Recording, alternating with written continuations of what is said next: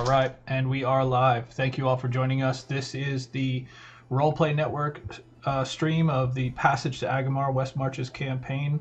Thank you guys all for joining us.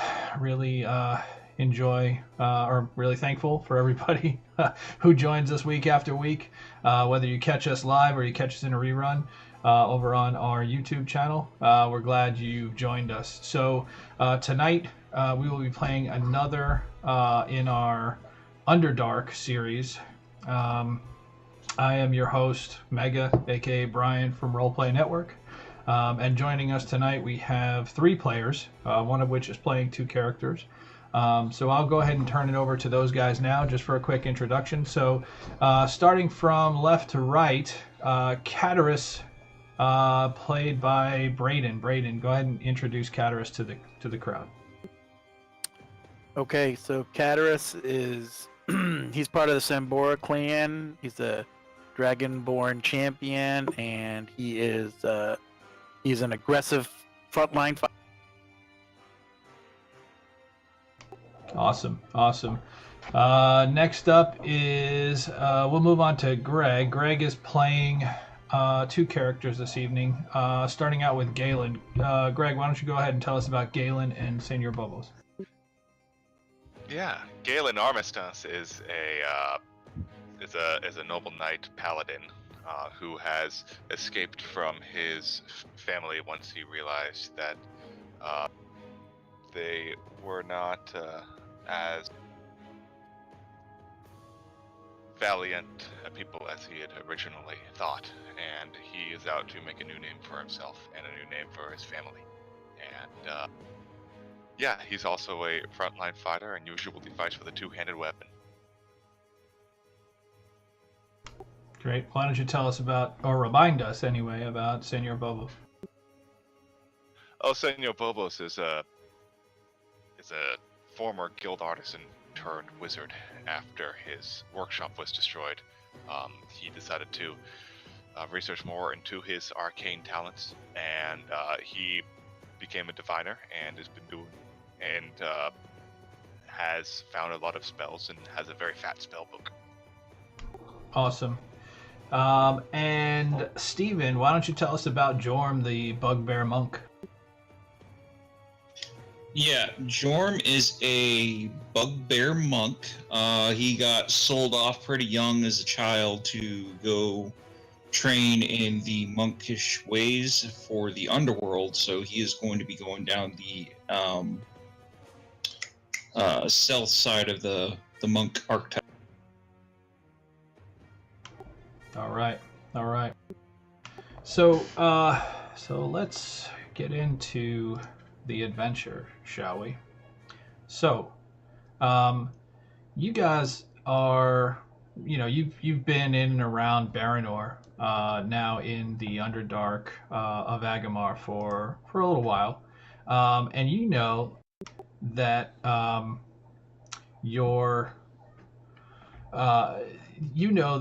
around the Blue Forge, which is the local tavern in Baranor, that there is a song often played by the dwarven bards that tells of a human sage who many years ago descended into the Underdark, and brought with him, advanced magic and healing and a bunch of other things from the surface. And he was of great help to Baranor. He helped them to ready themselves for the Drow incursion of 844, which decimated the Underdark. It was the last major power play for the Drow in the Underdark of Agamar. And if not for this human sage, or so the stories go, Baranor may have been completely destroyed, or many others may have suffered, death at the hands, or slavery at the hands of the Drow. Rumor has it, though, or at least as I mentioned, the stories say, the sage was preoccupied with his, with the shortcomings of a human life, his short lifespan, and he spent much of his time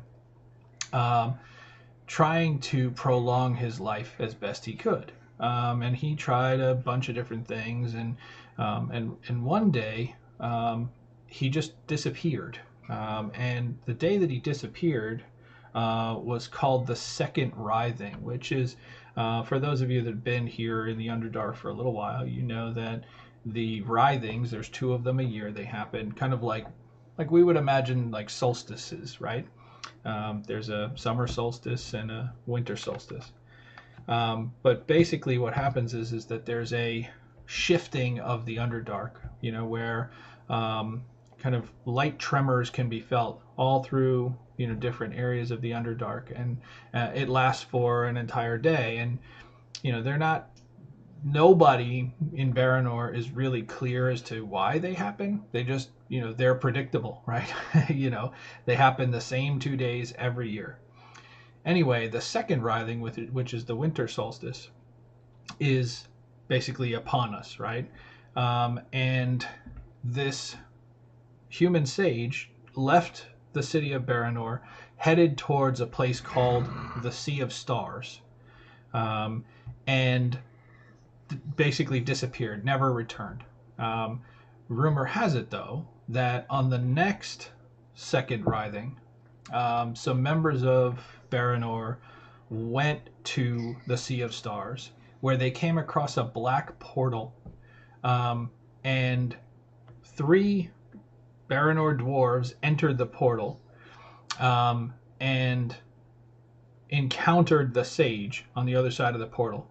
Only one of them survived to return to town to tell the tale, but was given information from the sage to return to town with.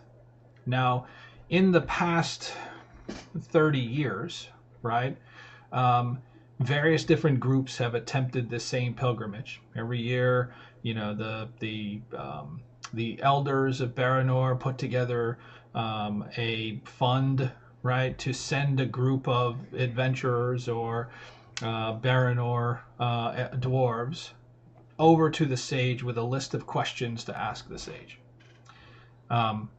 In the last 30 years, none of those groups have returned. So at this point, the stories have kind of faded, so it isn't 30 years consecutive. It's like every 5 years there's a group and they think that they can do it, and they go out and, inevitably they don't come back. 5 or 10 years later there's another group. So you guys are in and around, and kind of as the second writhing is coming, the songs become more prevalent. There's there are postings in town about raising a group, but it seems as if the Baranor elders have gotten a bit concerned because their questions have gone unanswered for so long that year after year they've kind of raised the ante, and at this point they're offering 1,000 gold per person willing to make the journey and return with the questions that they have answered. So, you guys see this. You're in the adventuring business. You think to yourself, okay, well, we're not a bunch of Baranor dwarves. We're professional adventurers, right? Maybe Don't this say is a that job out for loud us. within earshot, though. No. But that's kind of where I'll turn it over. And so basically, what I'd like to do is, I'm going to, we're going to pick up in the Blue Forge, and you're going to have an opportunity to ask questions that you need to ask, but you know that the postings refer to a specific dwarf that you should ask for information about the the bounty. And the dwarf that you need to ask for is one called Proctor Runehammer, who is kind of the town magistrate, I guess is maybe the best way that I can describe it. But he is the one who is in charge of putting together the group and then ultimately paying the bounty. So we're gonna switch over to the Blue Forge. And you guys are in the Blue Forge. There's a lot of talk about this bounty. I think that there's a definitely a group of adventurers, there's a swell of people talking about this opportunity.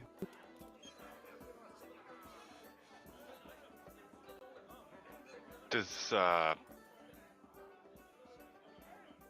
seem to be anybody who is talking a lot about it, like talking about the history and everything like that? Well, I mean, so there's nobody in the Blue Forge now, or at least from what you can see, who's actually made the trip before.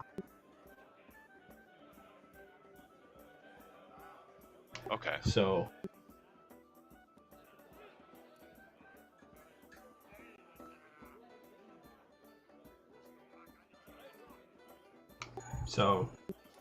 I mean, you could ask around, but there's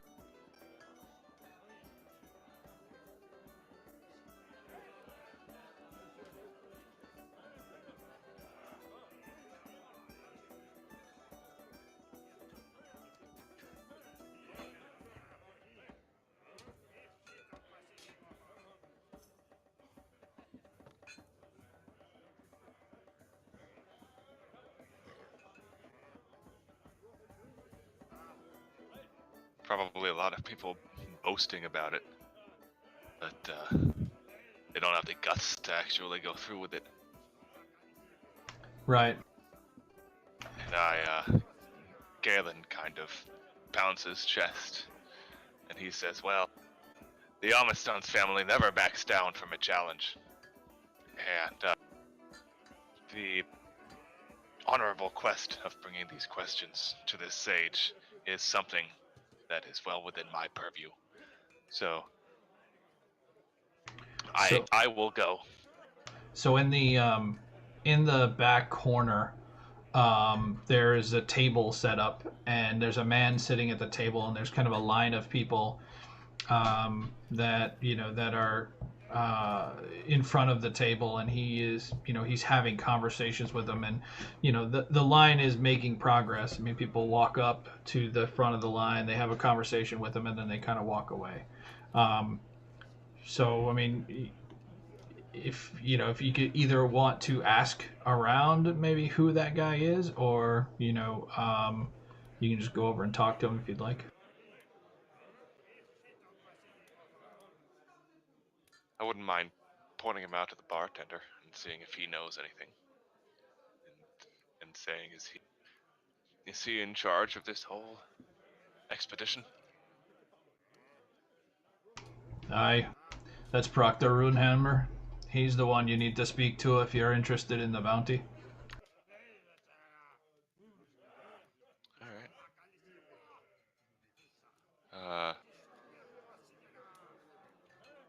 I'll gather the rest of them if they're around. Senor Bubbles will be. He's worked with Galen before, so he would be ready to lend his assistance. I'll roll a couple of d20s as well for his Diviner Portent real quick. Okay. Jorm, Cataras, are you with me? Oh, jeez. Wow. Yeah, with rolls like that. Cataras is with you. critical hits. Yes. Well, Sounds like waits fun. to kill. All right. So, All right. Jorm. So your situation is this: you're relatively new to Baranor, and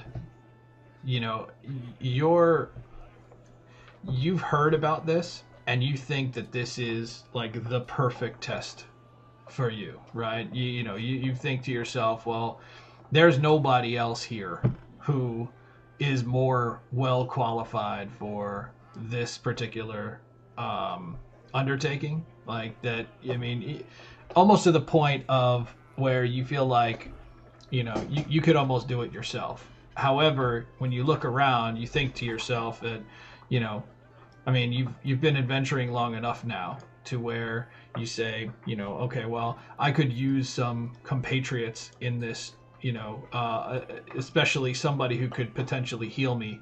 Um, but Right. but the way that the Blue Forge is kind of oriented is that there are locals, and it's almost kind of like there's like a local section, and then there's like this influx of adventurers, and people just kind of recount the stories of things that they've done, and talk about the different places kind of in the vicinity of Baranor that they've seen. And so you're overhearing these stories, and you hear Bobos and Cataris, who are familiar with each other. They've adventured together before, talking about undertaking this quest. I'll walk over and see if they notice me first, because it's kind of noisy and I'm very light-footed by nature. Well, my passive perception is a 12 and a 14. And Yeah. I wouldn't be, neither of those characters would be particularly looking out for anything. No, I mean, he passively, I mean, he looks like another adventurer. Is Jorm wearing a hood, or is he just like full on bugbear? Yeah, he has a hood covering his head at the moment. So features are not easily made out unless Sure. the light shines specifically into. Yeah, so I mean, you guys, you wouldn't, you wouldn't think twice about him kind of wandering around or being in the general vicinity. It's pretty normal for varied races, and I mean, he looks just like another adventurer. You haven't gotten a good look at him, but he seems to be kind of in your proximity. Um, Not necessarily eavesdropping, but he's overheard your discussion so far. Yeah. So, I mean, at this point, we will probably be up to Mr. Hammer and introducing ourselves and informing him of our interest in his quest. So I mean, you're going to get in the line then, I guess. Sure. Yeah. How Okay. long is the line? There's probably about 6 people in the line right now, and they're like, so I would say, all right, let me say it this way: there's about 6 groups, and they're 2, 3, 4 deep, so it's just like group after group kind of heading up, and it's kind of the 3 of you, Bobos, Galen, and Cataris, and there's this other kind of person who is just in proximity, but not necessarily with your group, but doesn't seem to be with another group. Can Jorm tell like what type of adventurers they are based on their? So he would probably recognize Bobos as a wizard. I mean, he carries himself like a scholar. Galen, there may be some, I mean, Greg, why don't you describe what Galen's appearance would be like for Jorm? Yeah. Well, he usually walks around in plate armor, and although his weapons are sheathed now, they're gigantic and easily seen. In addition, he's wearing, and it's attuned to, a belt of dwarven kind, which gives dark vision and also a magnificent beard. So he stands out all the more in the tavern. But people know him at this point, and he's not one to sort of threaten anybody unless directly accosted. So Right. Okay. So so that's what you see. I mean, you see a human. You presume maybe some kind of warrior with an impressive beard for a human. Okay, and what about the other one? Caterus? There's no mistaking Caterus. Large, dragonborn, plate mail, shield, and an axe. Yeah, silver dragonborn. Okay. Jorm will ease closer to seem like he's part of the group, but still kind of like at the edge.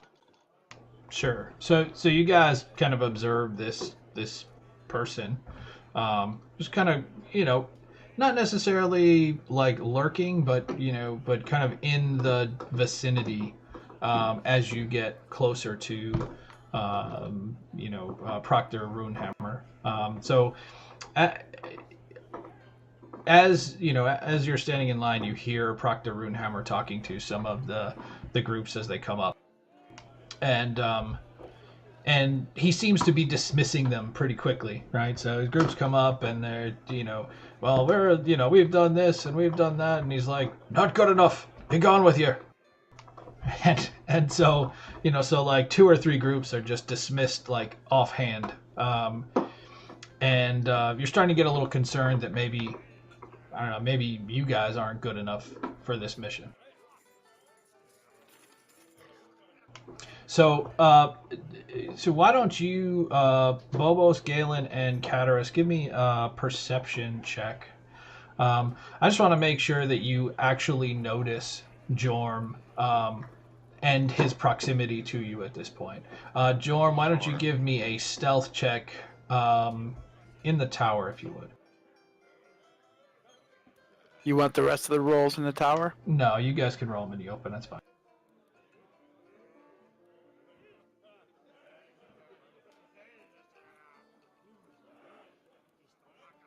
Caterus smells wet dog. So, Bobos definitely notices him, like no doubt. You other guys, Caterus and Galen seem more interested in the Runehammer and what's going on up in front of you in the line.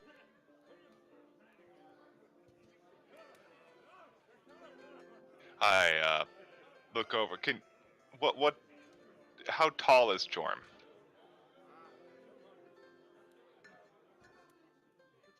Jorm is 7 feet 6 inches, so he's very much on the tall side, but he's very lean and lithe. I sort of have to crane my neck a little bit, looking up, and saying, you with the group for this quest as well? Jorm has heard stories of your adventuring. Jorm will join you on this journey. You will? I haven't met you before. I am Jorm. I am one with Shadow. Most of the time. And the rest of the time? You see me, yes? I do. Okay, so just a passionate kind of back and forth, and so I guess what is Bobos's just kind of how would he react to Jorm knowing that he is not unfamiliar with adventuring with kind of mixed company, right? I mean, he Yes. has a bunch of friends that are in the adventuring business on the surface and below, and also he has dealt with strong personalities, the likes of Hogork and Silas and us. What would his general demeanor be to Jorm? Absolutely. Well, it would be a little bit surprised that he could have sidled up to him like that, which is why he would engage him in conversation like that. But as things went on, he would get past his initial apprehension, and especially on hearing that he's quite a stealthy one. He said he would say, hey, well, that sounds like it would fit right in with our particular needs, and if so, 1,000 gold pieces each. You can't. There'll be no treasure to split amongst more. Welcome, Jorm. I say welcome. And so does Galen, and he extends a large hand, but not compared to yours. And Cataris, what would your reaction be? I mean, you hear Bobo's kind of say, "Welcome, Jorm, welcome," and he kind of introduces him to Galen, and you're standing there. What would Cataris's reaction be? Cataris is always on alert for rivals, but he accepts the aid to get this done.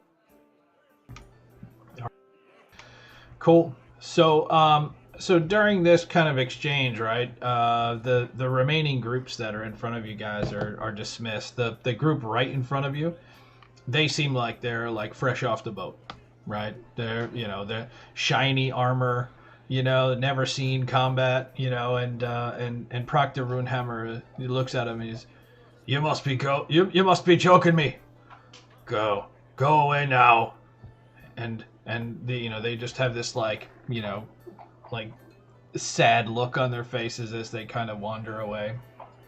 And he looks up at you guys and he says, "What's your story?" Oh, we've made a little bit of a name for ourselves around here, doing various works. We were the one who rescued the two sisters of the doppelgangers and returned them to their parents. I've heard of this. It was Mariel and the other one. Yeah, I remember them. No, the other one was even more memorable. Right. Yeah, I forget her name offhand, but it was a hag. Yeah. Yes.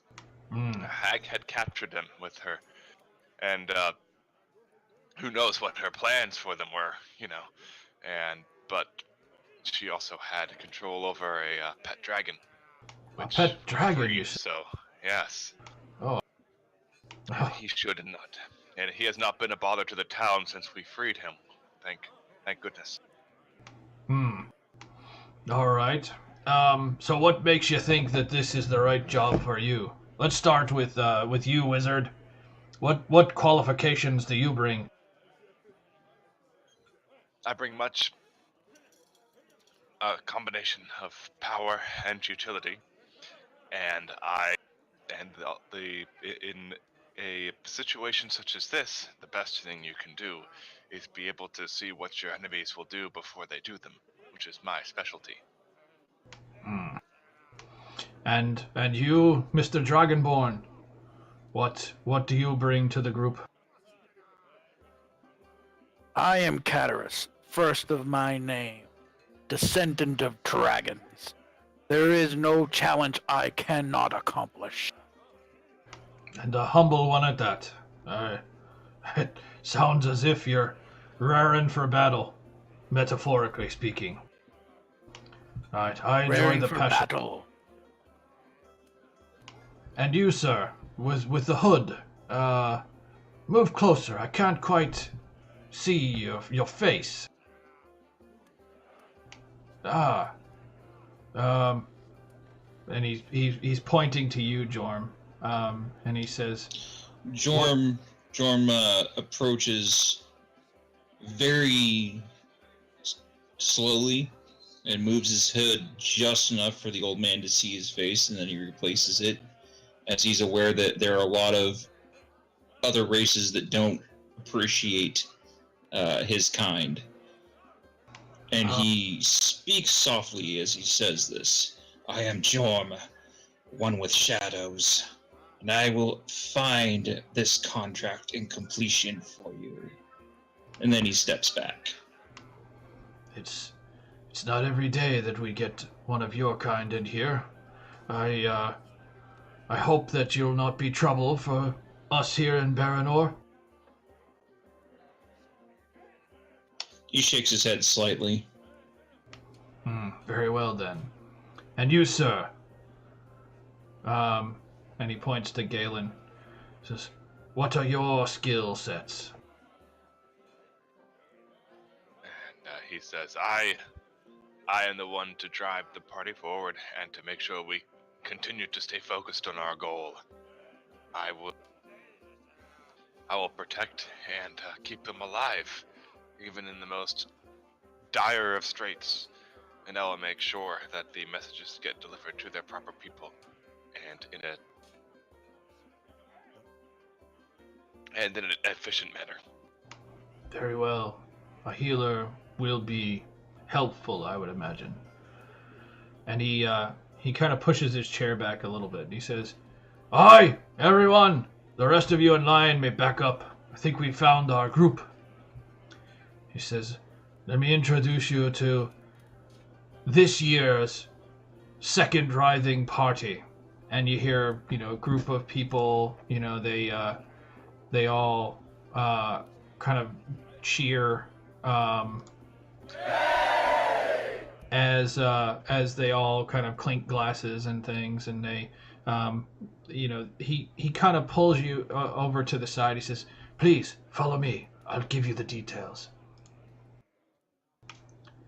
And he moves to a quieter area of the Blue Forge, and he says, "You all know the stories. You've heard the singing of the bards, but trust me, this is not a challenge for the light of heart. The sage, I fear, may have been corrupted over time, and that his quest for immortality has driven him mad. We cannot confirm, but the information that we've been given from those that have managed to return in the past is that the place that he has gone to is powered by the life force of those that travel there. Be careful as you move around within his tomb. I fear that there are many dangers. From what I understand, there are areas of perpetual darkness. There are areas that are riddled with traps. And there are areas that will literally tap the life force from you. But I fear that this quest is quite dire. It is, you see, because we haven't had our questions answered in so long, that we fear that the Drow and the Dwergar are moving against us. And so, we have 3 questions to ask of the sage. All 3 must be answered. None can be forgotten, because they are all very, very important. The first of which is this: when will the Drow rise again to challenge Baranor? Second question: are the Dwergar aiding the Drow in this rise? And third, and arguably most important, is where is the Elder Brain? Now make note of these 3 questions, for they are incredibly important, and as I mentioned, all must be answered. The sage has committed, though, that any that survive to get an audience with him, he will answer a question for them. So, that being said, what else can I answer for you before you are to head out?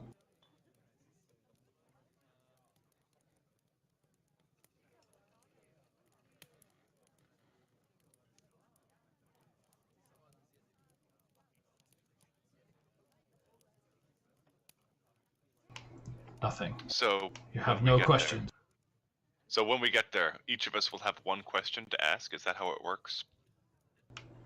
We are unclear.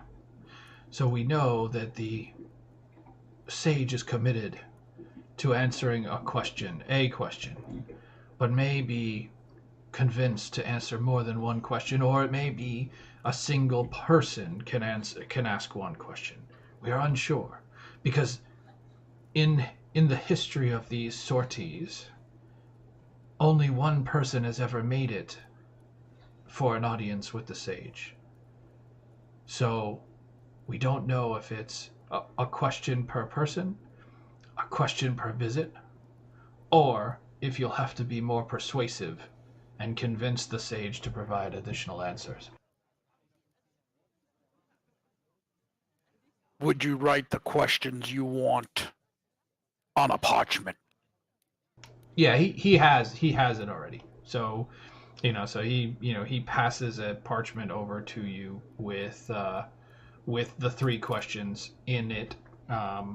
Did any of you take notes? I can repeat them for you, but you can put them in the notes of your character sheet if you'd like. I did. I just missed the second question.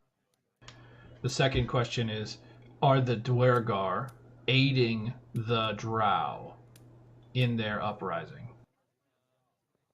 So, for those of you that have been around the Underdark for a little while, or at least been in Baranor for a little while, you know that kind of the Drow are the de facto kind of main power of the Underdark, right? The problem with the Drow is that there's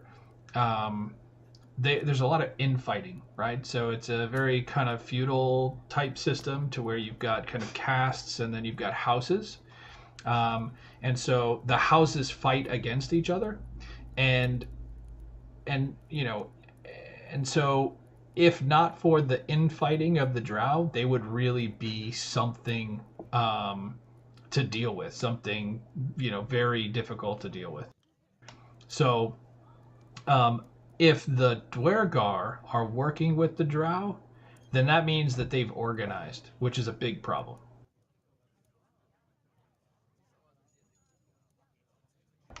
And then the third question, you guys have no idea what an Elder Brain is, but yeah.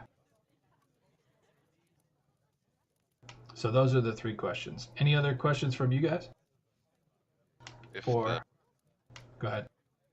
I'm not saying anything, but I'm kind of thinking to myself that if the Elder Brain if the questions are related, then the Elder Brain might be the one who's organizing all of this.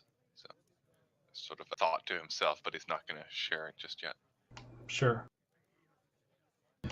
So, any other questions? So he tells you, how to get to the Sea of Stars, which he explains to you it's an underground kind of lake, almost like an underground ocean, more so. It's just a huge body of water in the Underdark, and there are islands, and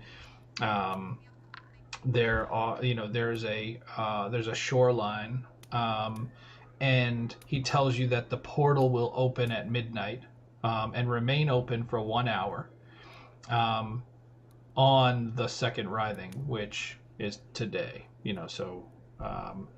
So basically you'll need to head out within the next few hours. It's not too far of a trip to get to the shoreline of the Sea of Stars. It's called the Sea of Stars because it, there's a series of kind of stalactites, and the stalactites are there are like veins and like photoluminescent algae that grow off the stalactites, and so for those that have been on the surface, it resembles looking at the stars from the surface. To almost to the point where you can kind of make out what looks like constellations and things like that. And so a lot of kind of surface dwellers that make it to the Underdark will often kind of go there if they've been in the Underdark for a long time, just for some semblance of home. But you're saying there are islands in the stream. There are islands in the Sea of Stars, so there are islands in the water, right? So it's a big like lake. It's a giant lake, right? Almost like small, like sea size, right? So it's called the Sea of Stars, right? So if you think about it, it would be like the size of the Mediterranean Sea, right? So like that large. But on the eastern shoreline, which is where you will approach it from, there is a portal that opens up there at midnight on the second rising, which, like I said, is today.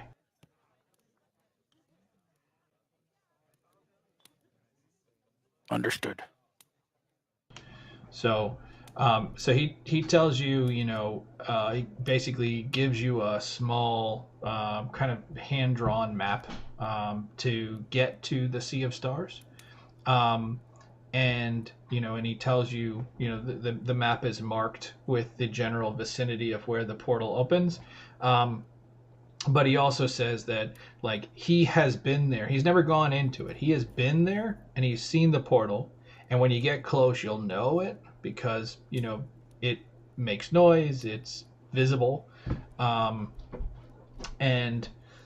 He says, though, within the portal, time progresses at a different speed than time here, right?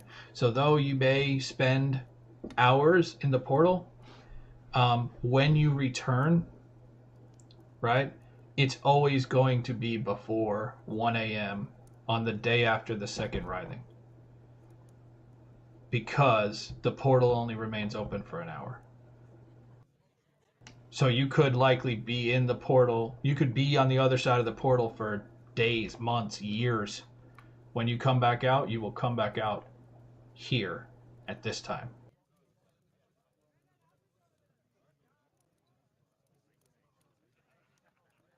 So it's almost as if, time is kind of frozen from within the portal. That some of the people that have gone in, have said that, they were there for weeks, and then when they returned, only 20 minutes, 30 minutes had passed here. It sounds like when we're through the portal, we'll have to keep an eye out for Mr. Tumnus. Yeah. So any other questions for Proctor Runehammer? Or is there anything that you guys need to do before heading out?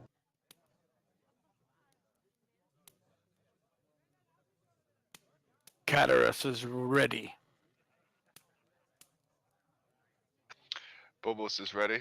So is his familiar Cinnamon. Galen is ready. Jorm is ready.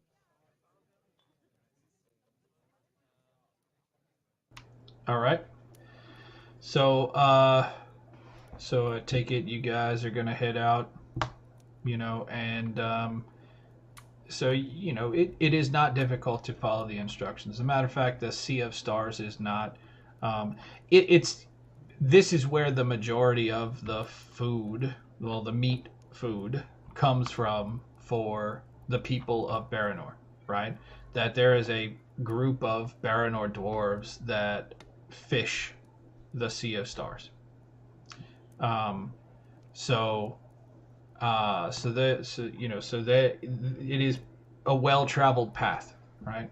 So you guys make it there with minimal difficulty, and you arrive at like, quarter to 12, and it's still and calm. And I'd like you all to give me perception checks if you could. You could roll them in the clear, it doesn't matter. Most of my rolls are going to be in the open, by the way. Just if there's a contested roll, I may ask for it at the tower.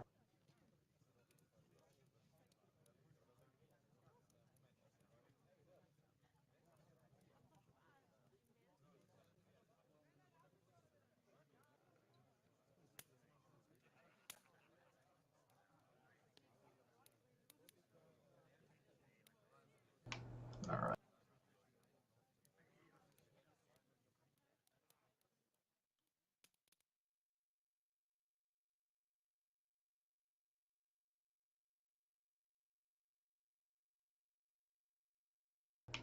All right. Um, so you guys, let's see. So Jorm and let's see.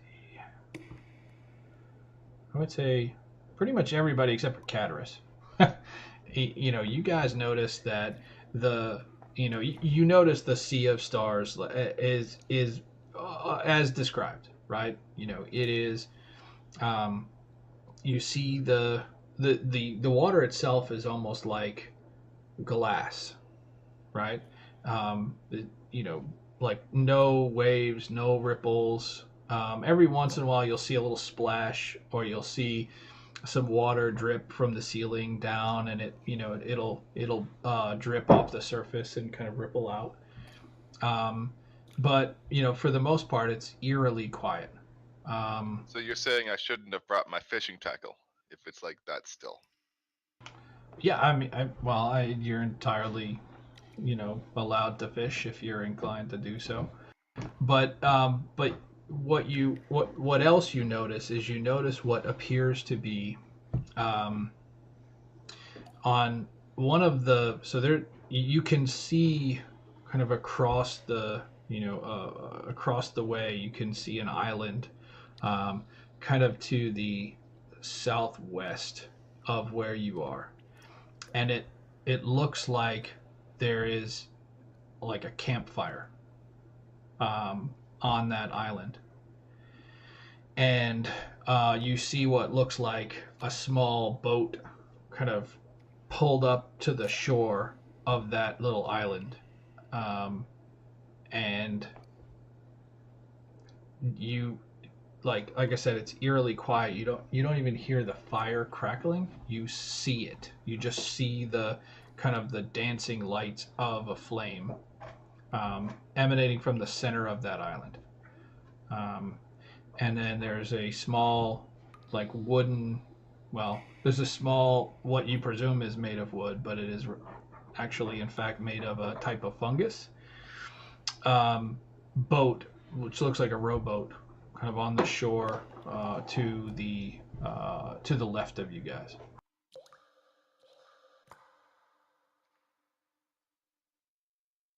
So Galen is kind of nervous and is going to look around and say, I don't like this. And he's going to use an action to use divine sense to, the presence of strong evil registers on your senses like a nauseous odor. what's the range?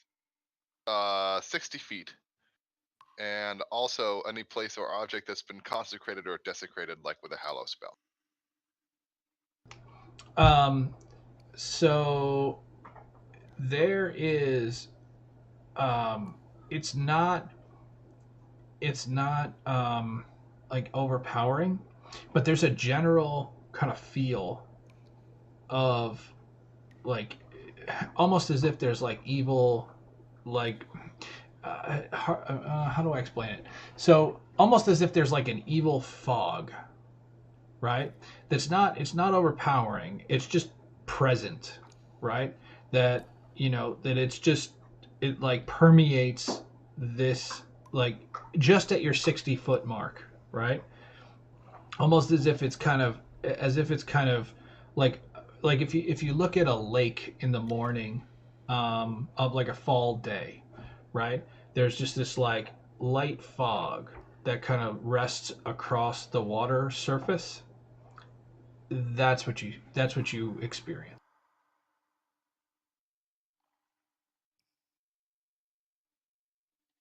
Okay. But So it's just there.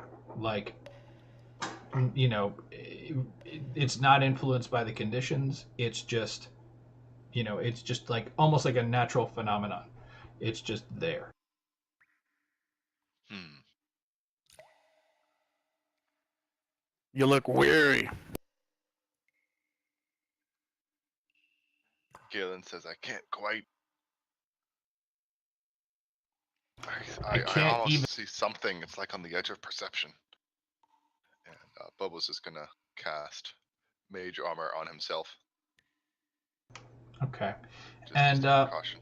all right. So with that, as you finish casting your mage armor, the portal is in front of you, and there's a just like a ring, like an oval of kind of a swirling black and gray that opens, and it just radiates energy, right?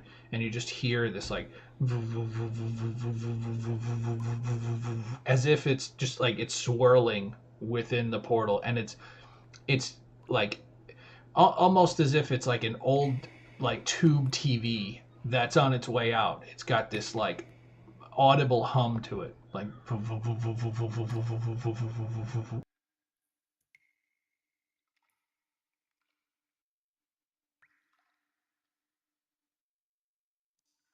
so the portal opens in front of you guys.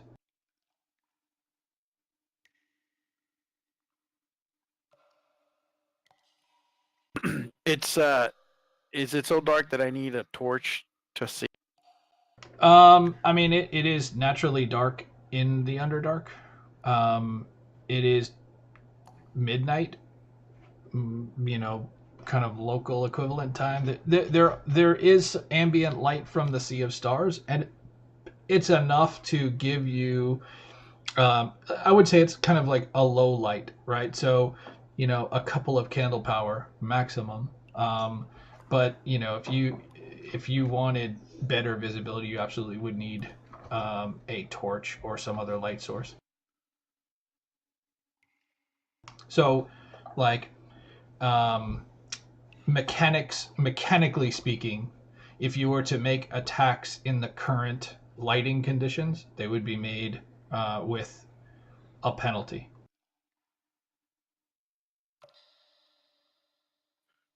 I will I will light a torch and hold it in my shield hand because the way I envision my shield, it's braced to my arm.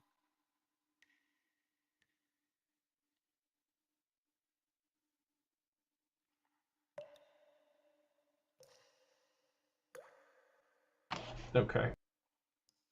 What I may be able to do is actually, I have. Oh, this is interesting. I never thought about this.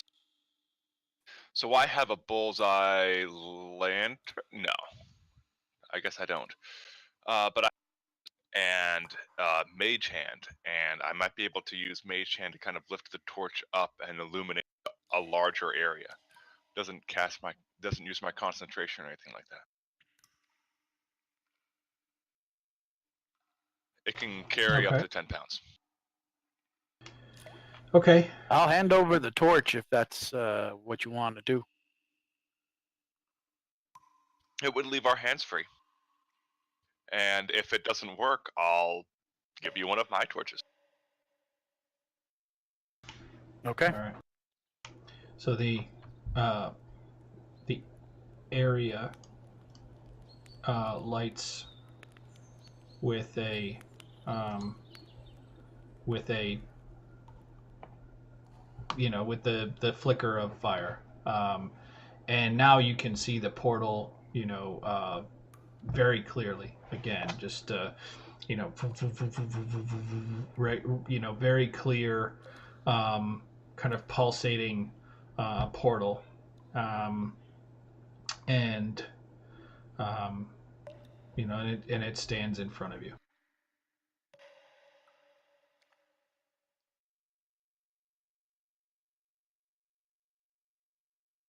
So I'm ready.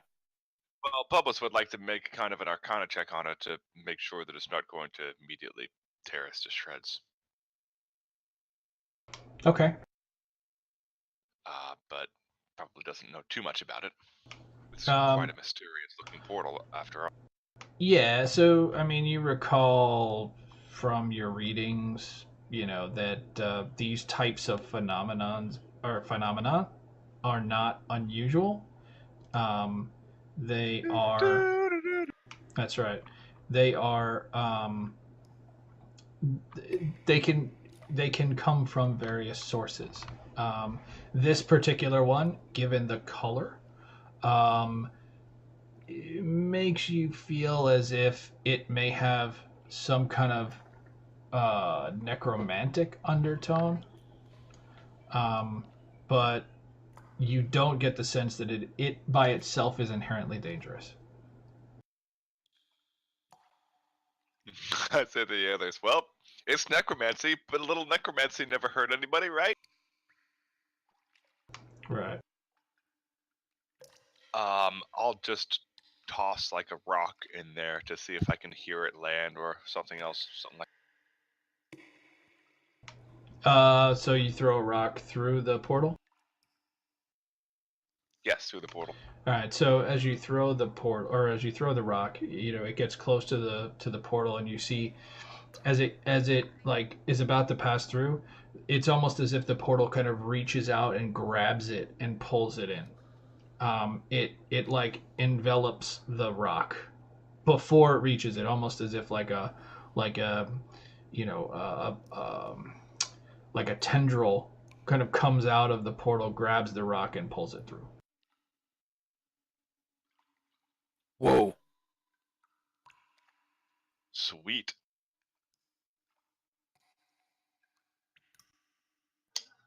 Jorm is impatient. We should move forward.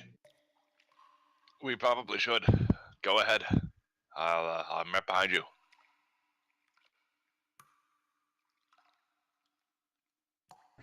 All right. He looks a As little those wary. Cataras. Okay. So so you guys are going to move through the portal. Yes. Yes. Yes.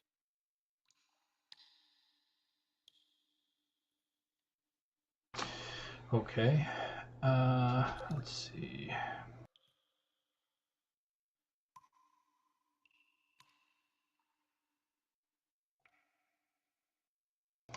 Okay, so who's first?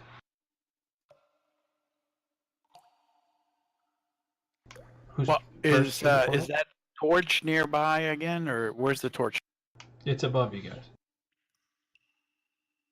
I gonna can lead as hover. long as I'm given enough light. Yes.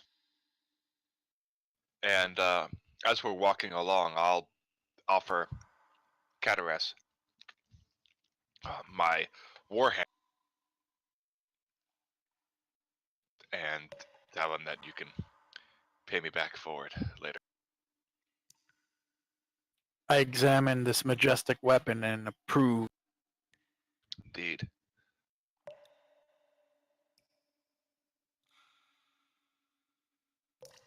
Okay. Do that? No? Okay, no problem. I'll just put it in the party sheet inventory thingy. Okay. So, as I give it to him, at the same time with my other hand, I draw my glaive and I hold it out in front of me, in a defensive.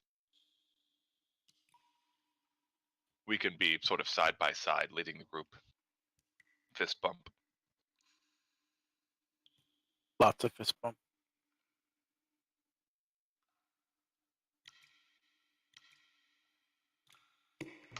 All right, so you guys are both going to move through it together.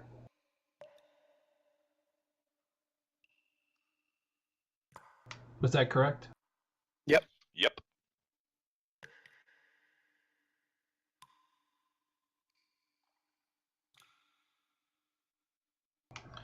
Okay. Jorm's probably going to be in the back of the group.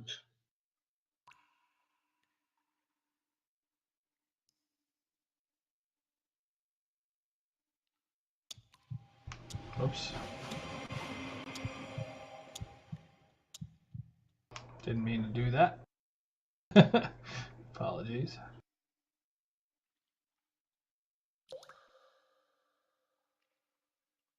Just sorting something out here real quick. Sorry, be with you in just 1 second. Okay, so all right, so you guys tumble through the portal. I'm gonna share the map with you here.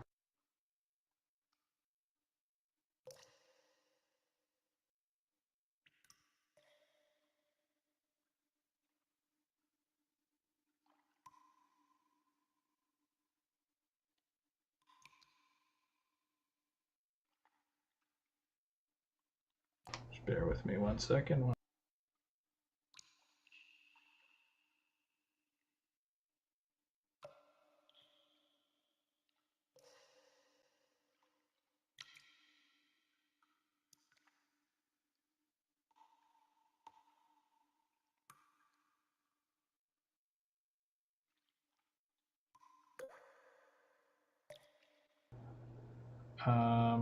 Oh, actually, hang on 1 second. I gotta clear your tokens. I'll put you back on in a second.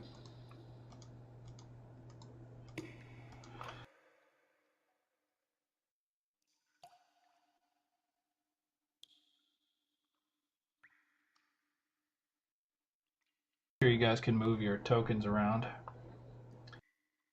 Too. All right, cool. So, you guys,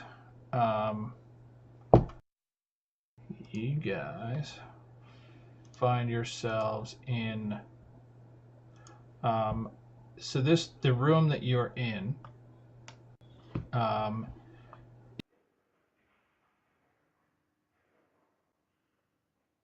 There is a like stone sarcophagus. It's pitch black, so the torch is still outside. So, am I safe to assume you guys would light a new torch? I will definitely light a new torch. Okay. The mage hand will grab it again. So there is a stone sarcophagus here. It is carved with the likeness of a human. It is open, and the top is laying next to it. There's a human, what looks like some kind of magical user, wizard, sorcerer, something. You're not sure. And otherwise, the room is empty. There is a door to the east, which you guys can see, which is right there to the east, and the door has a word chiseled above it in the stone, and in common it says enlightened.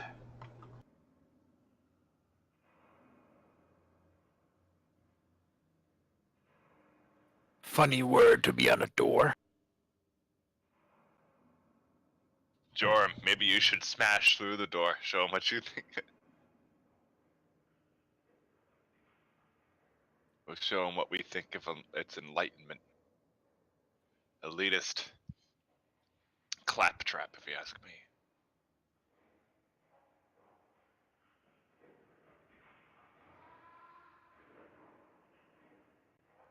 So what do you guys want to do?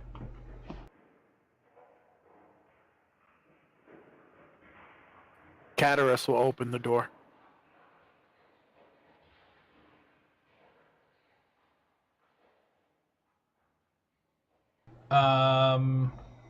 So beyond the door.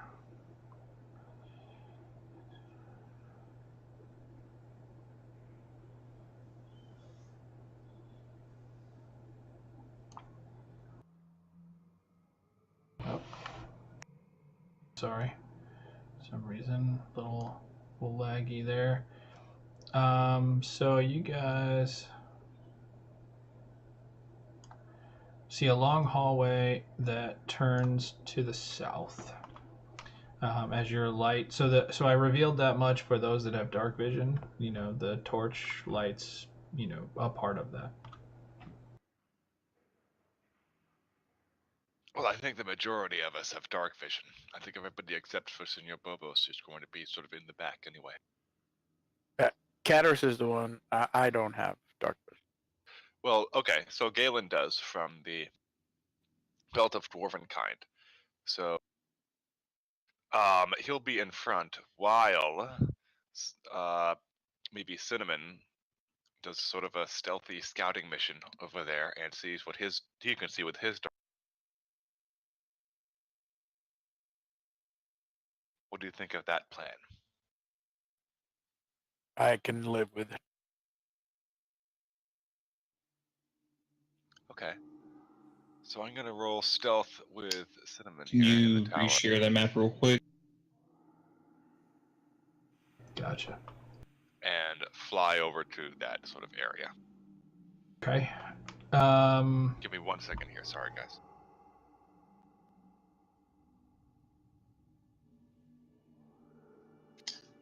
It just kicked me out of Fantasy Grounds again. Okay. Not sure if anybody else is having difficulty or not. I'm okay so far.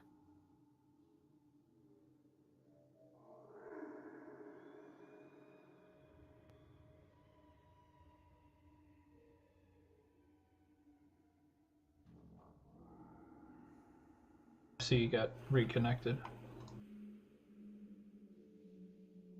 Yeah, it's still logging or loading up on my side.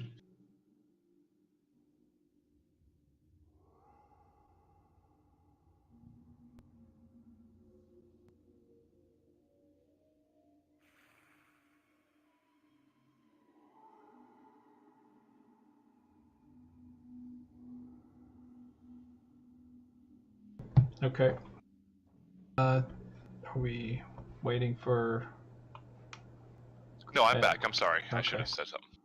Sure. So what were you? Go ahead. What were you trying to do? You were trying to I was- have the owl scout ahead. Correct. Yeah, I rolled stealth of the Okay. tower and wanted to try to look around the corner.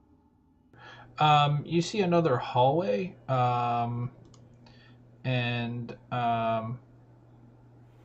you. So around the corner, you see there's another hallway. There's going to be a door on what would be your left, but is the east side for our purposes. And then further along, it extends into a larger room, but it's very difficult to see into that larger room. Okay.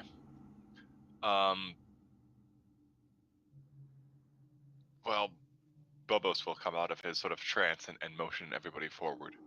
So Galen will take the lead, slowly moving carefully, and using his glaive to kind of tap the floor in front of him to make sure that there are no traps along the way, unless anybody else has a better idea of how to deal with that.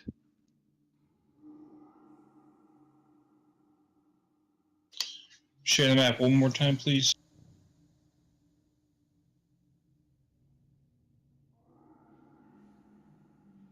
There you go. You should have it. Yes, I do. Thank you. Yep. So you can proceed up to the corner. You make your way slowly and do not encounter any traps. So you can make your way all the way up to there.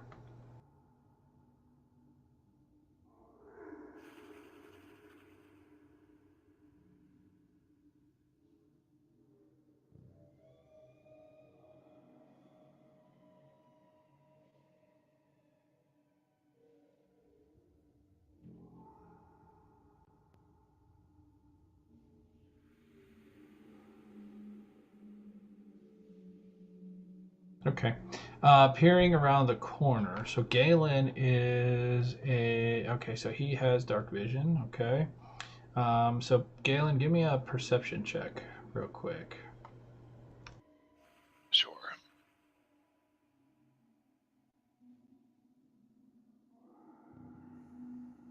Not that great. So you see the hallway that that was mentioned before. There's a door to the east, and it seems like it kind of extends into a larger room. But as I mentioned, you can't really see too well into that room.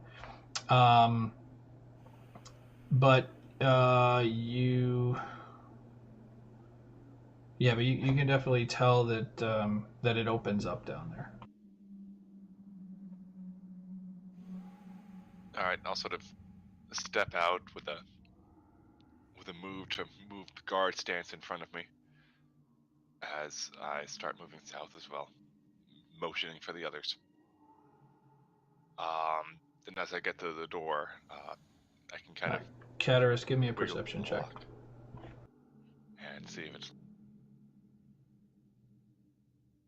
Noise is coming from the south. Galen, I hear something. I'm looking at this door. No, what do you hear? You hear pretty much what you hear in Discord.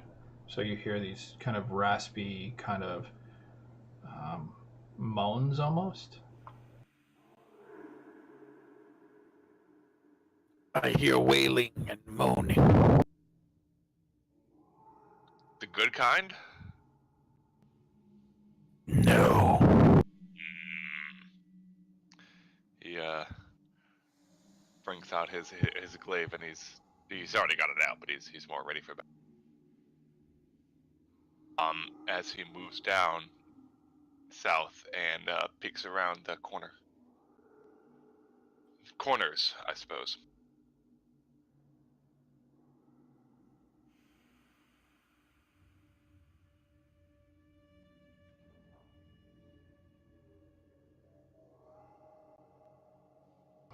Okay. So. All right. So. You see a large rectangular room. So you see stone benches lining the south wall, and there are pegs in the walls that are holding what look like robes that are kind of falling apart. They're they're kind of rotting away. And as you kind of scan the rest of the room, you notice hold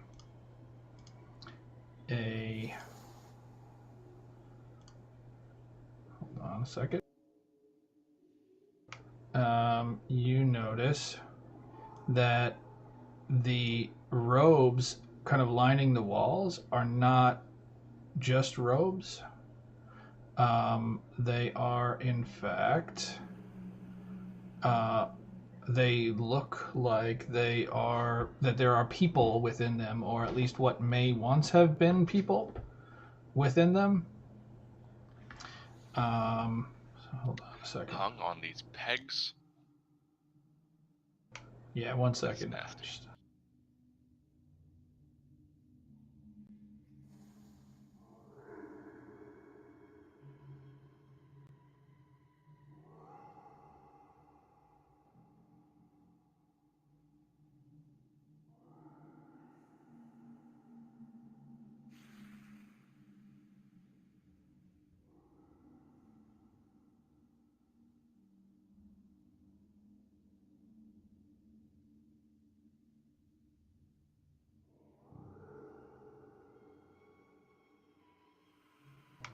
So so there are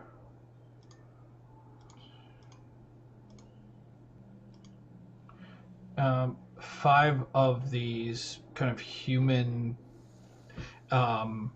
humanoid creatures kind of pegged to the walls, wearing robes that are similar to the robes that it looked like the person in the sarcophagus in the first room was wearing. And then in addition to those 5, there is another creature kind of in the middle of the room that looks different.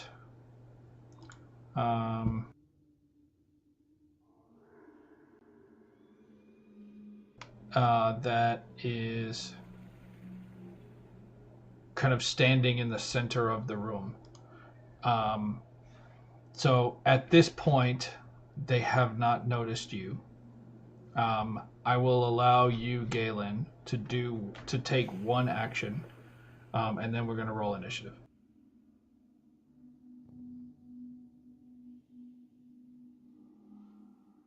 So what would you like to do? Well, I'm within 10 feet of the white. White? Yes.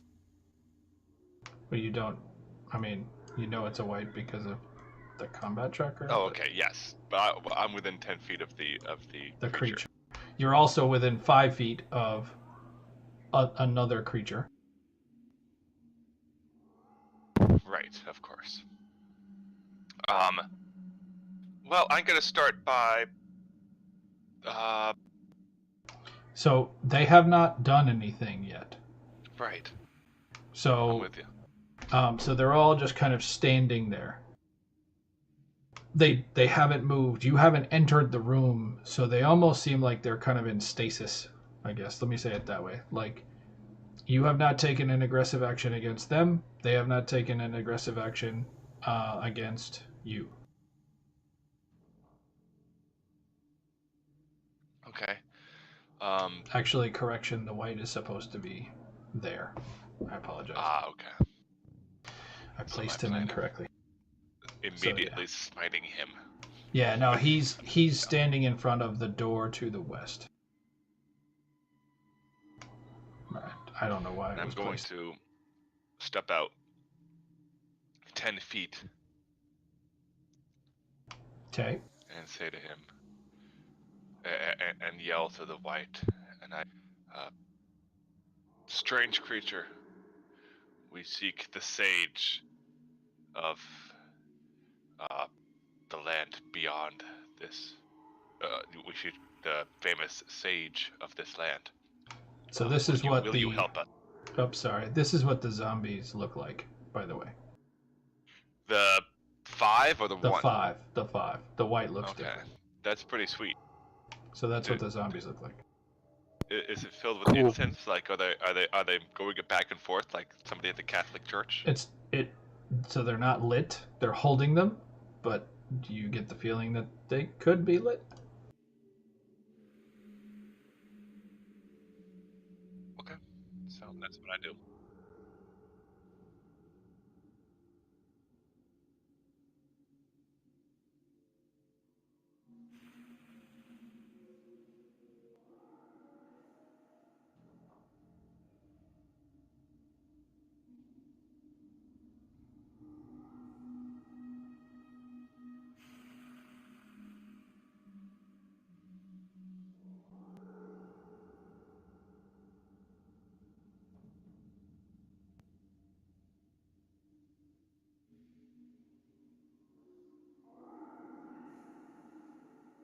Perhaps not, but I'm sure I can pass whatever test you have for me.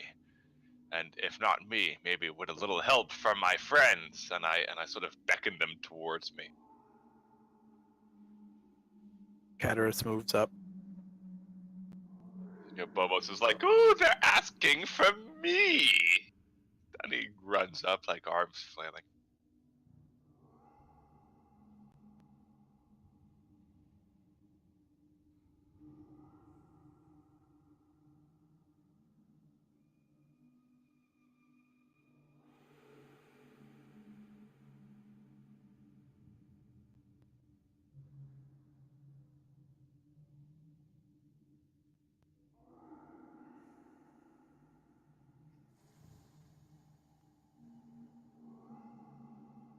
Tell me of this test, then, spirit.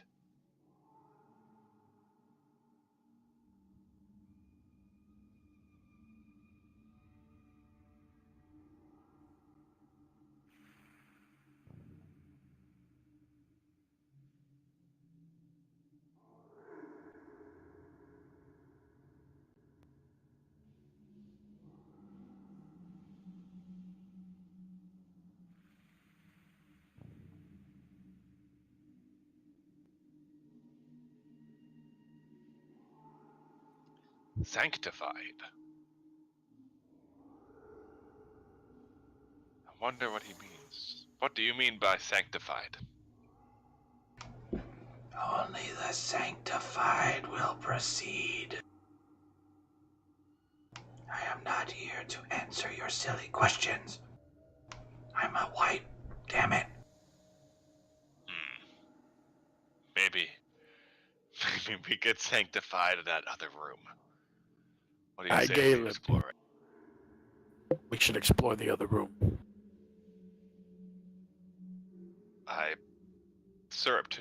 Bobos surreptitiously points his finger at Galen, and he says, "You don't want to sanctify this guy's ass."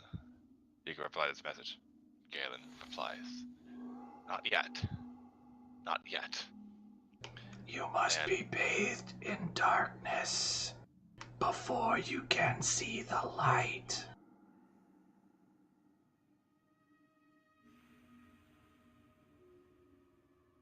Cataris hates riddles.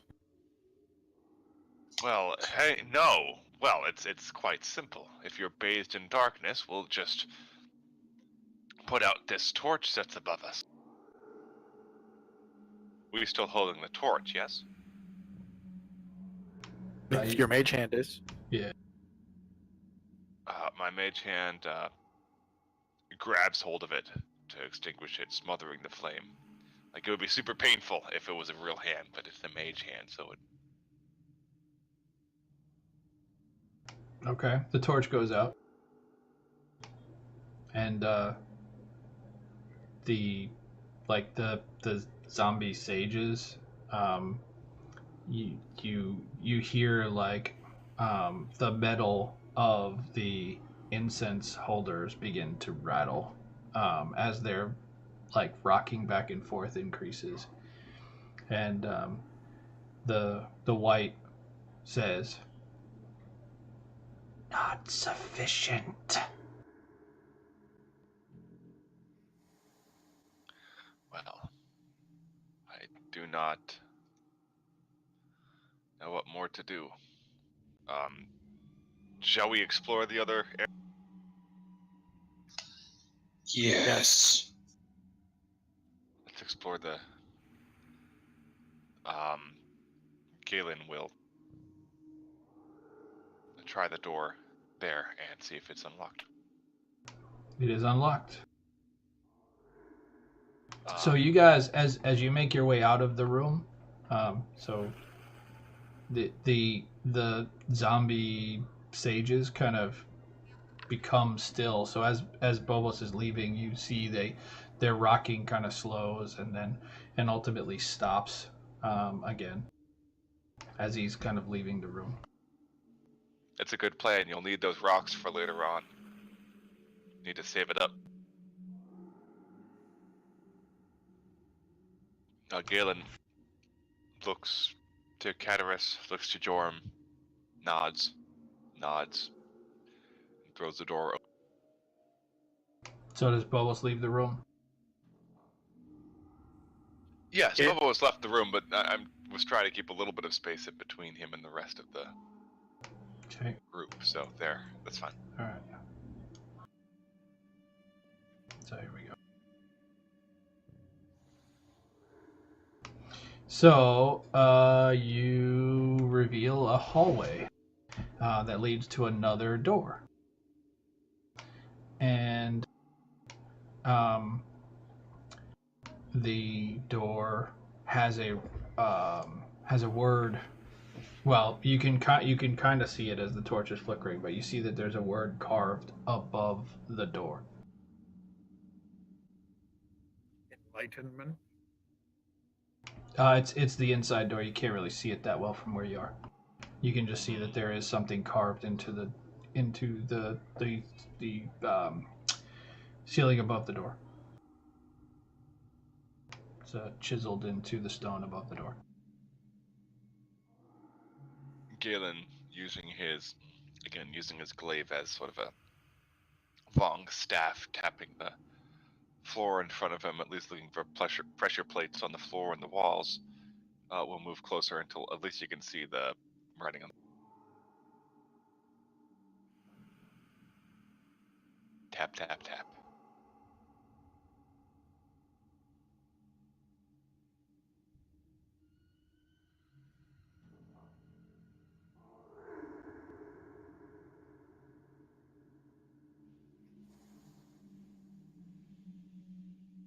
Okay. So Galen notices that the stone directly in front of him,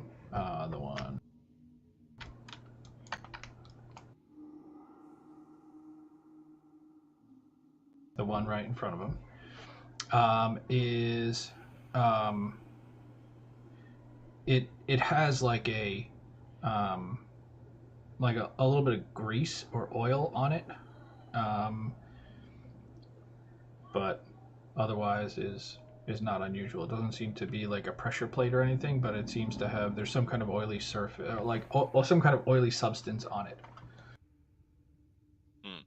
It's only in that like 5-foot area.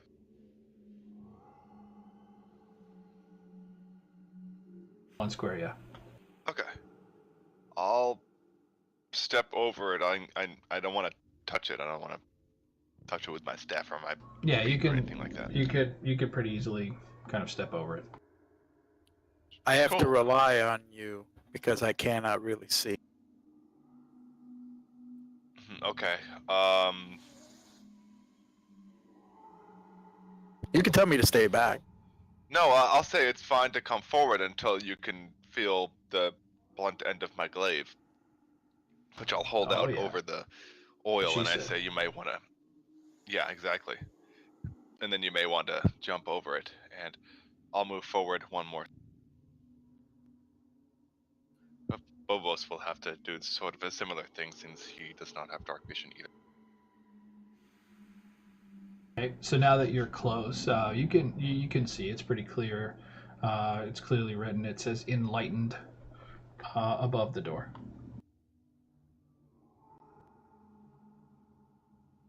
Okay. Same as the. Is this door locked? I'll look at the others for confirmation before throwing it open. Confirmed. Okay, so you open the door. I do. All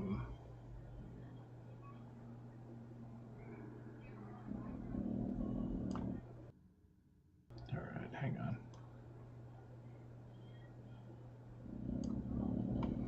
So the door opens, and there, right inside the door, there's an area of light. It seems to come down from the ceiling. The light it's like a column of light. So it's almost daylight here. The rest of the room, and the reason why I have not revealed it, is pitch black.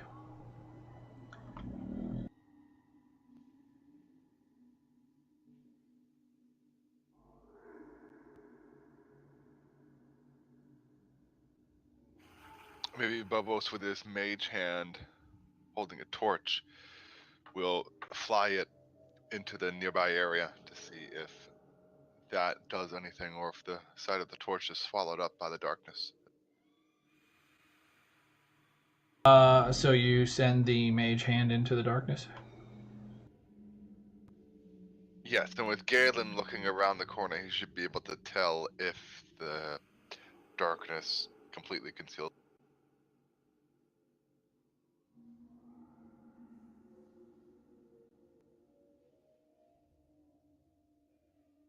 completely consumed. So you are unable to see.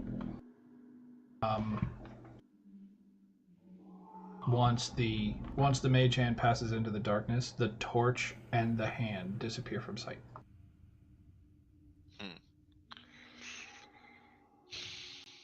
It's this darkness.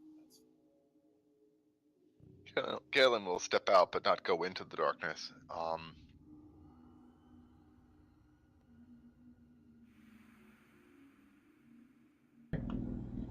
What do you think? We should maybe grab some rope? What do you think, guys? So you can, I mean, from where you are, so you can clearly see the wall to the northwest. So you can clearly see the wall to the northwest where the light shines down, but it ends abruptly as the darkness permeates beyond.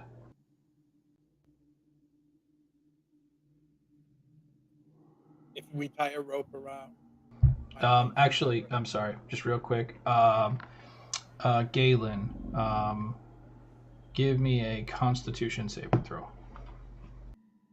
Uh-oh.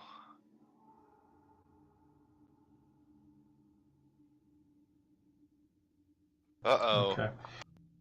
It's not too bad, but you're going to take 1 point of necrotic damage. Oof. So from stepping in the room, you're going to take 1 point of necrotic damage. As you feel the negative energy of this room just kind of pressing in on you, there's just like whatever is in this darkness doesn't make you feel so great.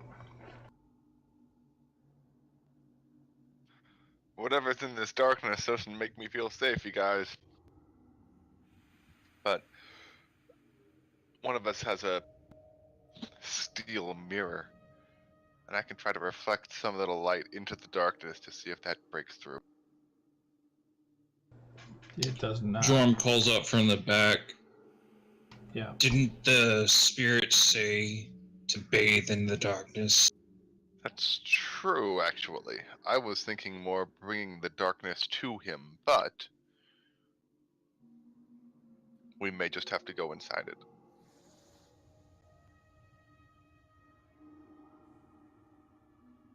Well, does the mirror have any effect, first off? The light kind of just bounces off the edge of the darkness. Just like as the column, when you reflect it, it just kind of highlights the pitch blackness in front of it. Okay. So, okay. So I'm gonna go ahead and have everybody roll initiative at this point.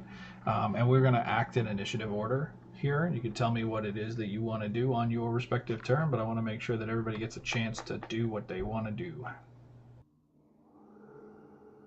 Once everybody's got their initiatives in. Map one more time. Say again? I had to close out of Fantasy Grounds because it was glitching out on me. So I need the map again. There you go. Got it. You can see it? Yes? Yes. All right, so we'll start off. So it looks like Galen is up first. So he's in the room. What does Galen want to do? Galen is going to say, to Joram, yeah, you're probably right. And will, I guess, take an action to tie a rope around himself. And say, it didn't affect me too much. I can bathe in this darkness for a little bit. Somebody else grab the end of this rope. So I know Bo was just going to say, it probably shouldn't be me, but I'll help anybody who wants to when he picks up the rope. Better to grab a part of the rope. Well, you haven't acted yet. We're in initiative, so. So Jorm is up. What did you want to do? Joram will help with the rope. If I'm not mistaken, he's still like right behind where the oil is. Yep.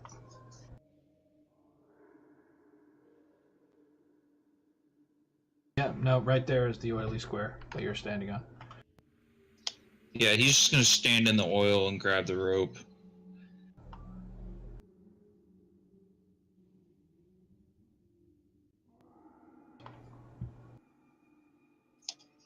Ready when you are.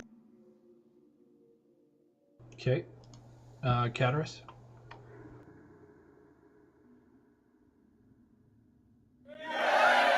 What are you attacking? No, that was nice. I want to grab the rope. Is it possible to take the dodge action?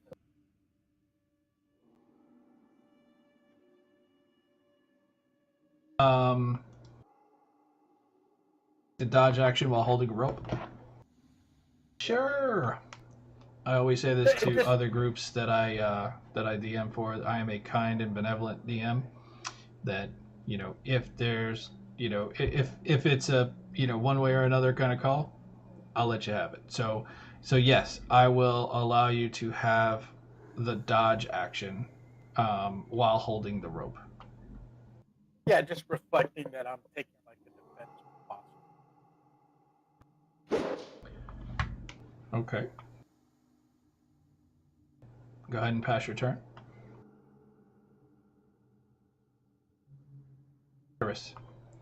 Cataris. So I use round robin initiative, so everybody re-rolls initiative every turn. So Cataris is up again. So what does Cataris want to do now? I am going to I want to hold in that defensive posture with taking a dodge. You're good. Okay. Go ahead and pass.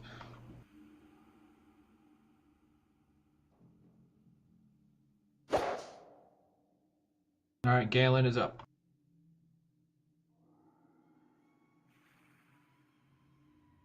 I say if you feel me pull on the rope multiple times quickly, pull me back as hard as you can. And he steps into the darkness. Okay. Just right there? Yeah, just right there. That should be, full body immersion. Death saving throw. No, I'm just kidding. Yeah, you're fine. So it's pitch black. You can't see anything. I mean, describe what you would be doing in the darkness. Probably using my glaive to feel around like a blind man to see if there's maybe an actual. So, Galen doesn't do too well maybe with metaphors, and he's maybe listening for the thunk of his glaive hitting like an actual wooden bath or a stone bath or something like that. Sure. With water fixtures, and he can bathe in the darkness. So Okay. that's what he's going to be looking around for. So, you feel a wall to your left, to the west, that is about 5 feet away, and you feel a wall to the north, which is about 5 feet away, and you feel a wall to the east, which is about 5 feet away. Okay.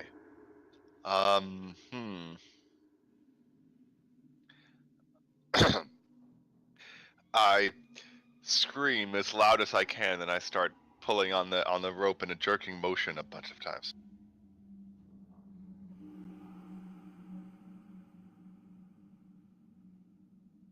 Actually, before you go, Jorm, so while you're doing that, let me just do this real quick.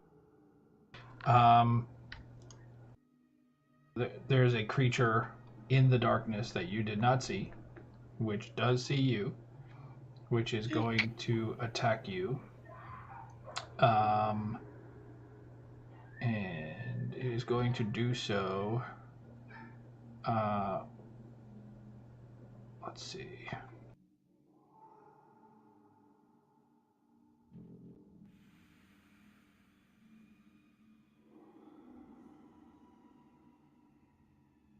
Okay, it is going to attack you. So here is its attack.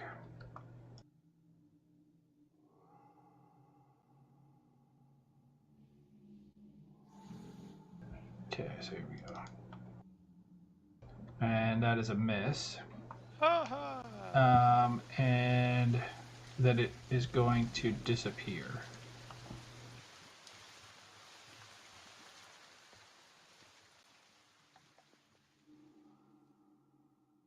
Okay. So it fades back into the darkness and disappears. But you definitely feel like almost as if something kind of bounces off your armor. So like a, you feel like a push, but whatever it was didn't get through your armor. Jorm, you're up. All right. Can I feel the movement on the rope from him pulling on it? I'm gonna go ahead and haul back on the rope, and hopefully get the correct reaction from that. Give me a strength check, and then Galen, give me a dexterity saving throw. Okay. Should he have advantage on the strength check since Bubbles is? Yeah, no, you guys are helping, so so advantage on the strength check and a dexterity saving throw, please. Oh shoot! He's not exactly on his feet in the darkness. Yeah. Strength or athletics? I probably should have asked before I rolled. Strength. Well, I mean, no. If you have athletics, yes, you could use athletics. That's fine. Let you re-roll an athletics check with advantage. Okay. Yeah, you guys pull on the rope, and it's tied around his waist, and he is not necessarily expecting the force with which you guys pull.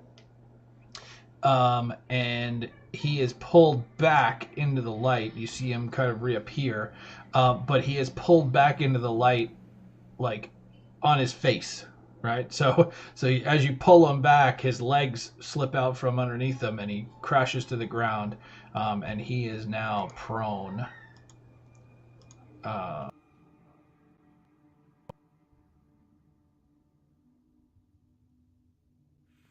Prone. Oof. So there he is, prone in the. That's pretty much the sound it makes. Smashes to the ground. My wallet, the money spills everywhere. Oh no. All right. So Jorm, anything else on your turn? No. He's still trying to pull back on the rope though a little bit. Yeah, I mean you can drag him back. I mean if you're inclined to do so, I mean he's prone. You could drag him back all the way to like right outside the door. Yeah, I'll go ahead and do that and just pull him all the way back. All right, so you pull him back to there. Anything else? Almost? No, that's it.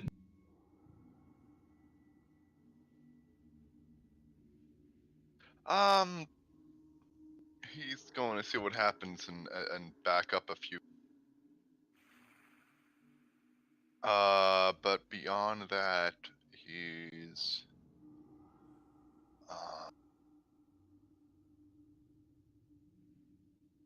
not gonna. Actually, no. He's gonna cast minor illusion. If he's prone, he's gonna cast like a protective minor illusion around him, like a big boulder or something like that, to try to cover his body. Okay.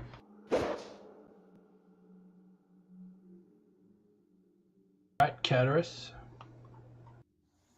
Actually, hang on a second. Nope, before you.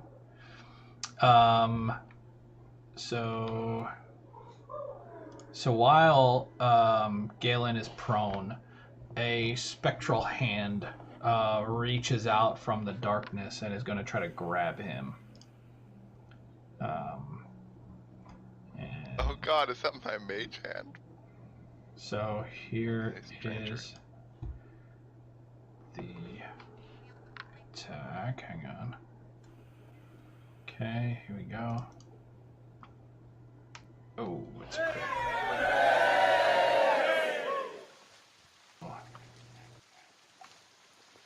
And you're going to take 11 points of necrotic damage as this spectral hand wraps around your ankle and begins to pull you back into the darkness. And so right now your ankle, I'd say up to the knee, is currently in the darkness.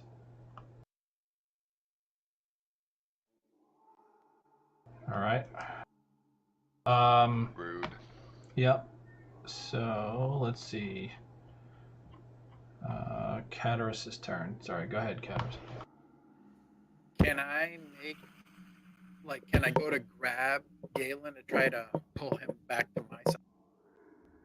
Yeah, I mean, you're holding the rope, so you can try to make a strength check, presumably against the whatever is trying to pull him, with strength. Okay. Just a normal strength check, or Strength, athletics, either athletics, or if you don't have athletics, just straight strength. straight up or with advantage? With you guys pulling on it, the two of you guys, then I'll say with advantage. Now it's like spectral tug of war. Like you guys are pulling on the rope and this thing is pulling on his ankle. So a contested strength check between you and the thing that's trying to pull him back into the shadow. Okay, here it comes.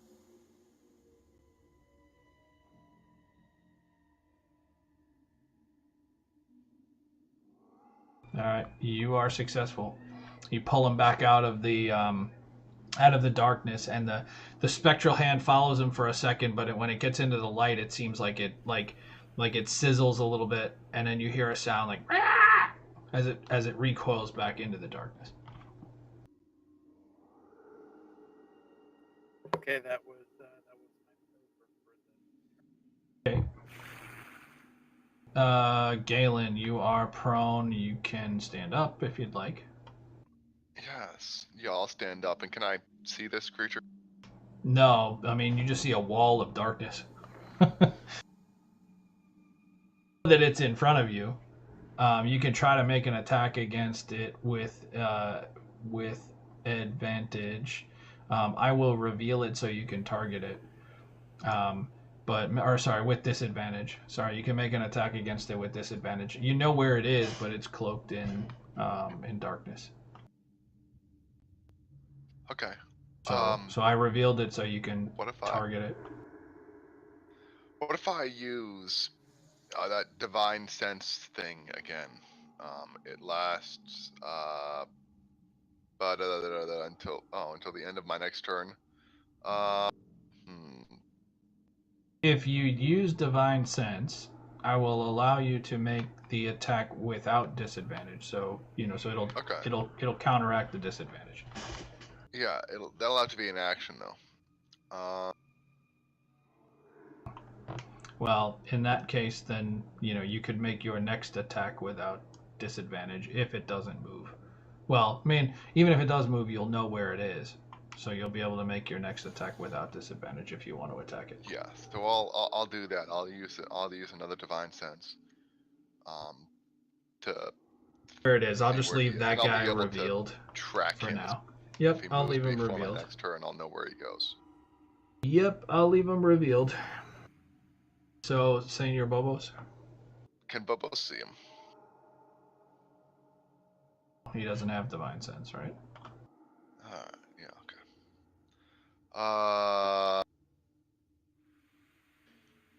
Honestly, he can't really do too much. He could attack if Galen told him where he was. He could make an attack with disadvantage. Yeah. Or he could use an AoE or something like that, if he knows he's in a certain area. He'll try and attack with disadvantage. He may have to move up. That's fine.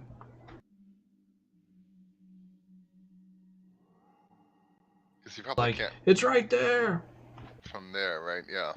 Can he? He couldn't attack anything from there, no. He'd have to move up. Okay. Uh. Uh.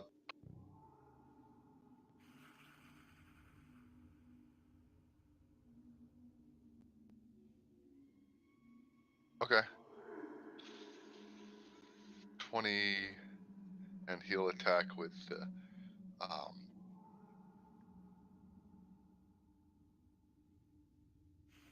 Ray of Frost.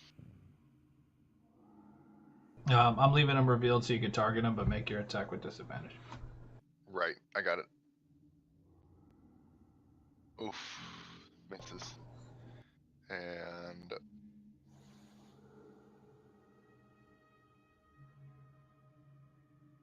I should be able to get on the other side of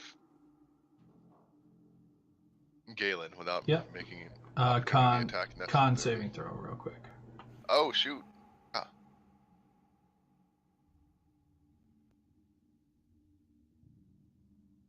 Oof. So 1 point of necrotic damage. It's not that much. For now.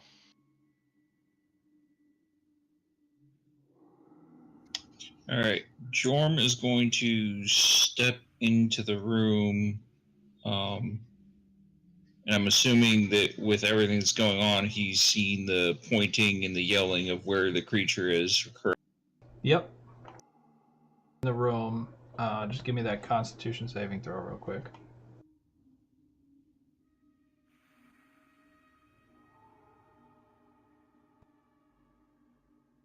You're fine. You managed to fight back the evil energy. Okay. I'm assuming with disadvantage, I can make a attack with my sickle and then a melee attack as well. Yep. As a You can bonus. make both attacks with disadvantage.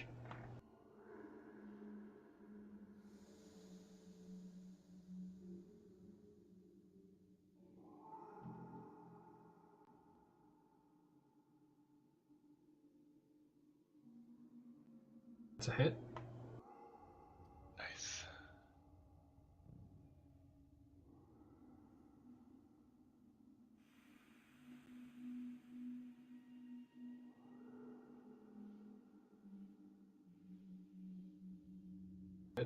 Wow.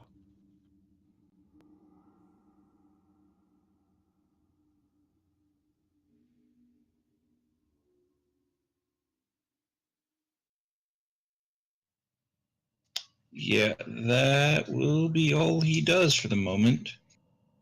All right. Correction. He's gonna Well, go he for did say for the another moment. round Actually, of well, no, round of- hold on. Before you go, so at the end of that round, the light shifts. So hang on a second, and I'm gonna show you what I mean.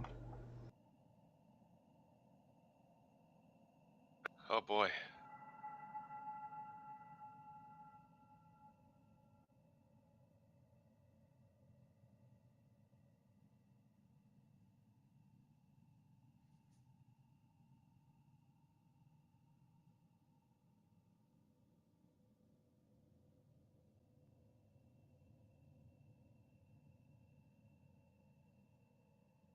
Okay, so the column of light actually moves, and hold on.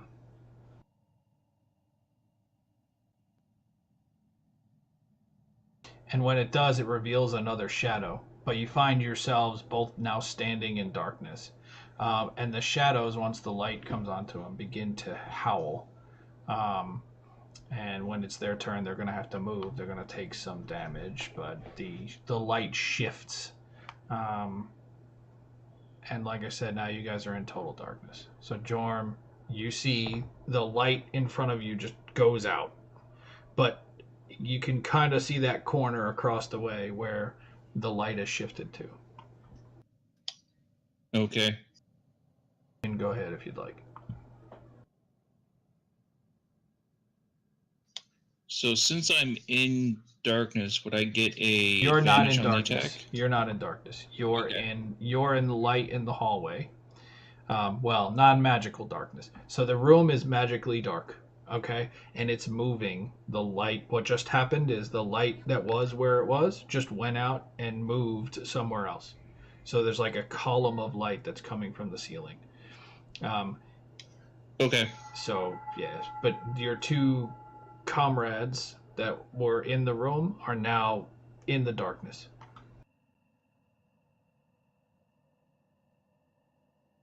Okay, I'm going to do the same thing as before, using my surprise attack ability, of course, with the disadvantage, I assume, or would this be just normal? No, actually, this would be normal because the shadows are in the light right now. Hang on. Okay. So actually, you would have advantage on this attack against the shadow, which is now in this radiant light. Okay.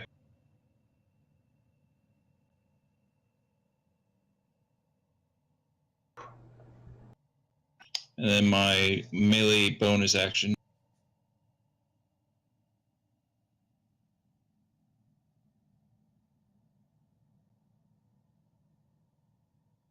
And that is a hit. All right. And then I'm going to step forward into where the shadow was, and I'll end my turn there.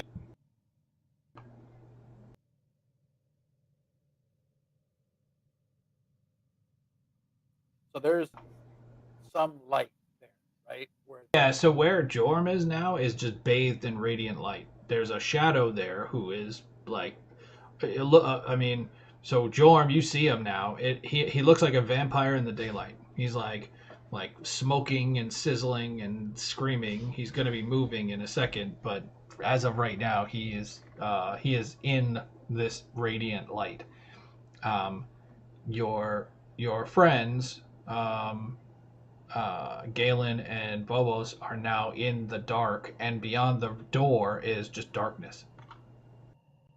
And so you can see, like, just kind of through the corner of the door, the radiant light, kind of peering through there. So there, so you know that that's where the light is, but that's what you see.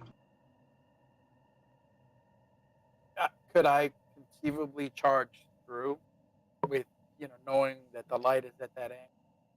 Yeah, so I mean, you can move through a friendly square. You just can't end your turn there. So you can move up like next to Jorm and attack that other uh, creature if you want. Yes, that was. Absolutely. So you can absolutely move there. You want a con save, right? This is the first time you're entering the room. Yeah, go ahead and give me a con save. Okay, and then I'm going to aim to attack it with my refined. I'm sorry. What are you attacking with? I have the refined warhammer. Okay. All right. Yeah, that's fine.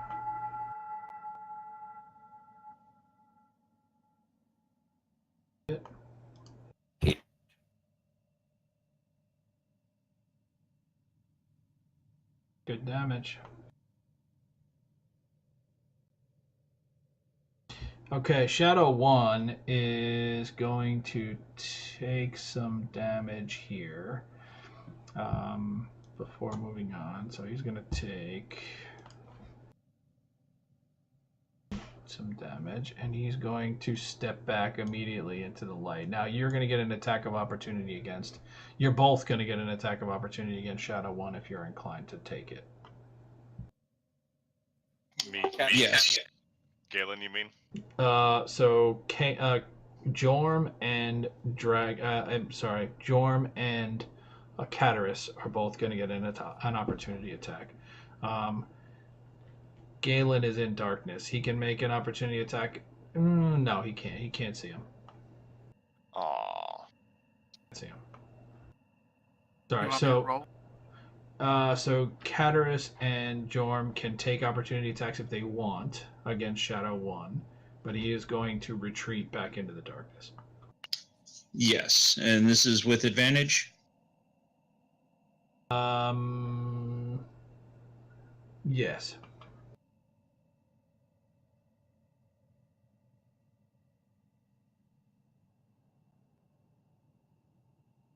So go ahead and target him and make an advantage attack if you want to use your reaction for an opportunity attack. Is that hit?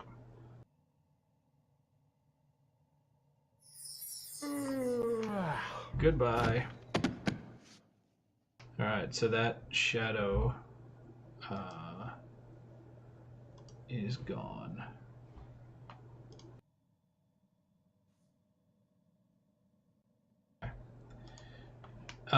So yeah, so it again, it's just like covered in radiant energy, and it begins to sizzle, and you get a couple of good hits on it and take it down. They're not incredibly difficult to attack or to kill straight up.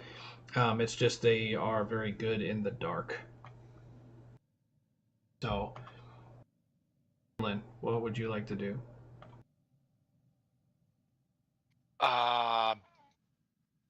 Maybe move down south here and try to see what's going on around here.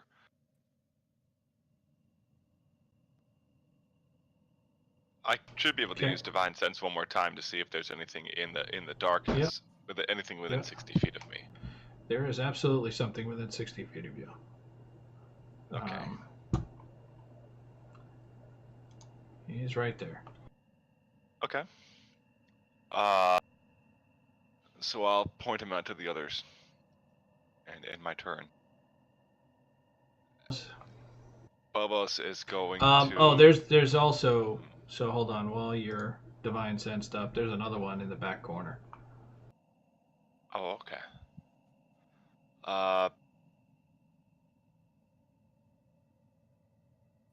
Perhaps he should be able to tell where both of them are, and Yeah, that's why I revealed it.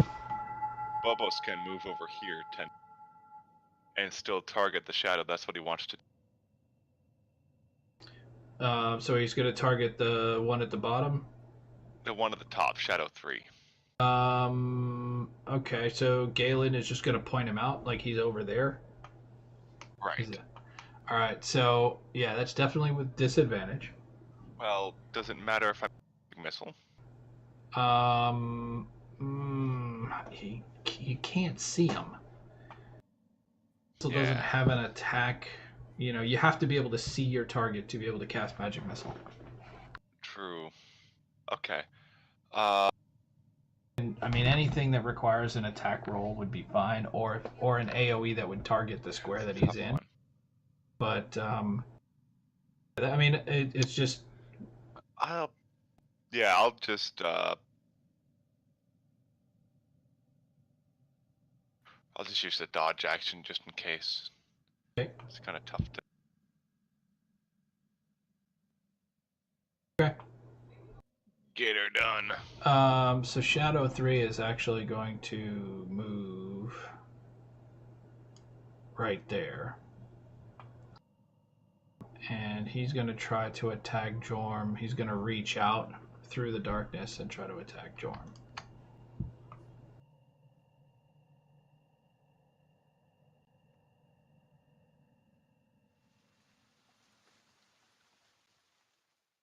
I don't know why he had advantage. So let me re-roll that because he should not have advantage. Hold on, let me re-roll that. Okay, he misses. He should not have had advantage. I don't know why he had advantage on his first attack.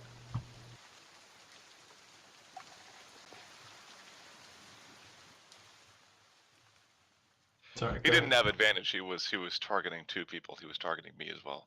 Oh, okay. Well, that would explain it. And then so. Okay, let me clear that. Okay, all right, got it. So either way, he would have missed either one of you. So that is his turn. Shadow 4 is going to try to attack Galen. And here we go. So he is, but his attack is actually with disadvantage. And that's a miss. You bet it is. All right. And that's his turn. And so at the top of the initiative order is Bobos. So Bubbles again.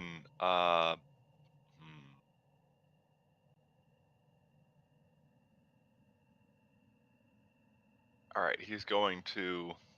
Can he? He still can't see Shadow 3 right in front of him, can he? Okay. He's going to.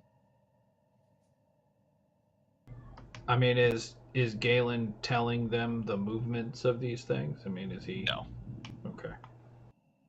He'd be too caught up trying to figure out how to actually attack him, I guess. But Bubbles is going to at least try to. Hmm.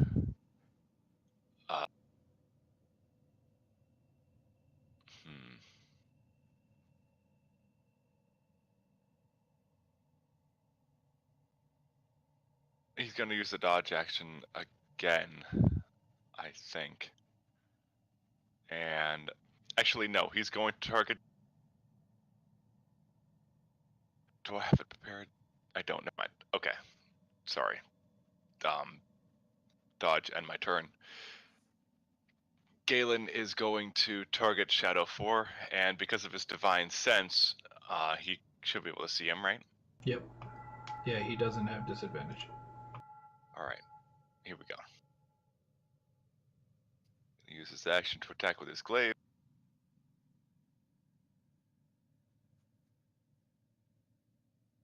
And then a bonus action to attack with a blunt end.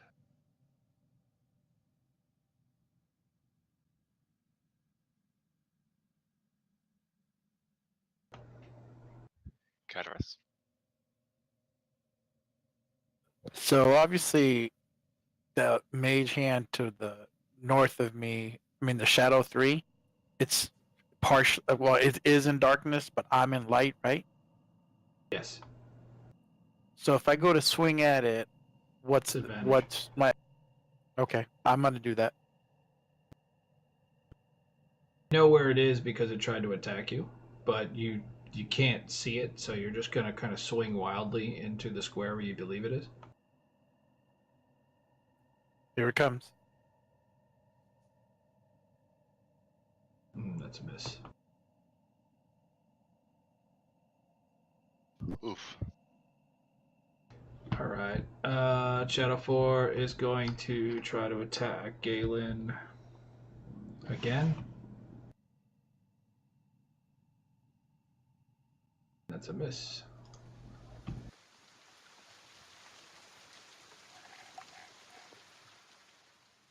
All right. Shadow 3.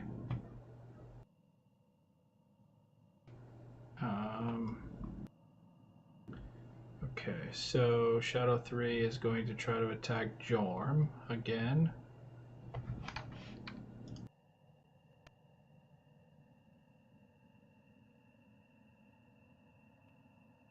That's a miss. Jorm. All right. So with disadvantage, I know where it's at because it's tried to attack me twice now. Yep.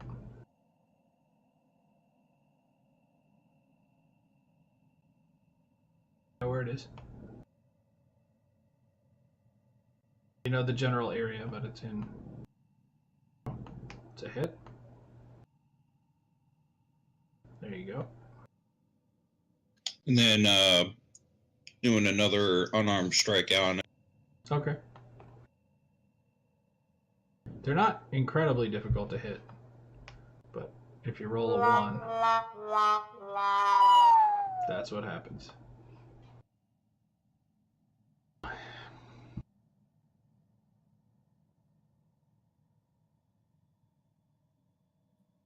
I'm gonna attack again with that disadvantage. Okay.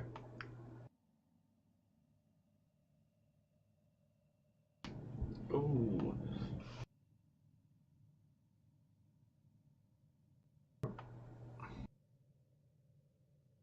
Yep. I'm going to do the same thing again.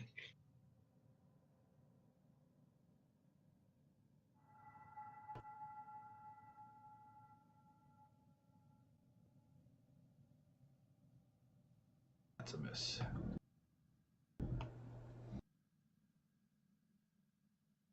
That's a hit. Go. Slowly but surely. All right, Shadow 4 once again is going to try to attack Galen. Ah. He misses horribly.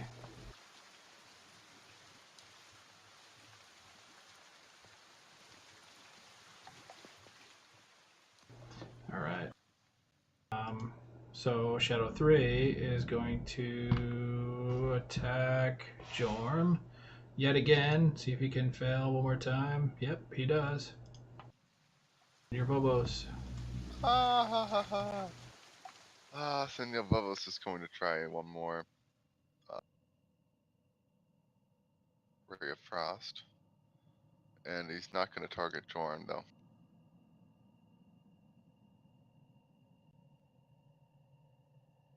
Only Shadow 3.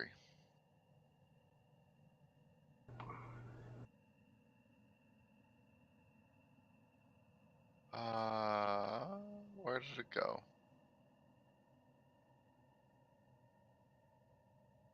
Hey, still a There you hit. go.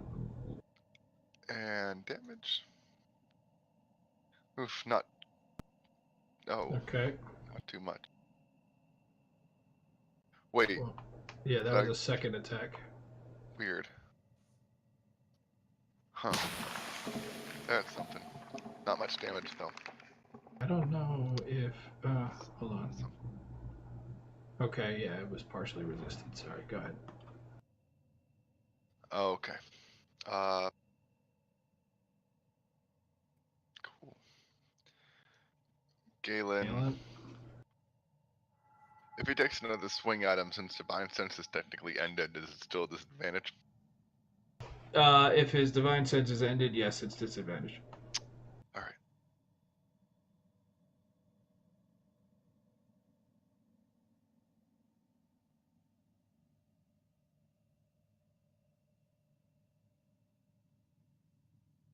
Miss.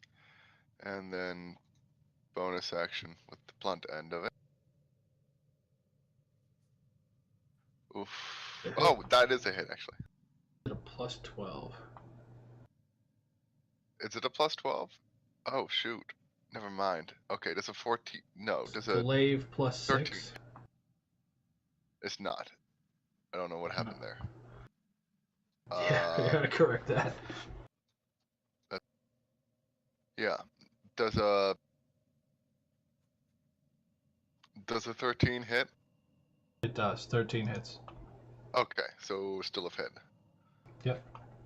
So 8.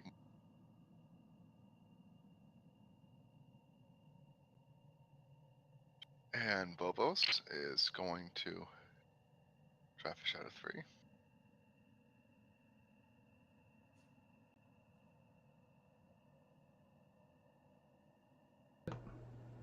Ooh, there you go. Goodbye. Finally. That's some nice damage.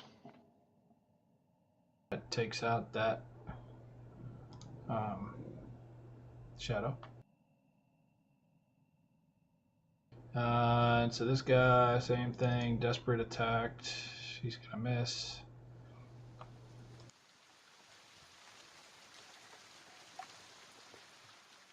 All right, Galen.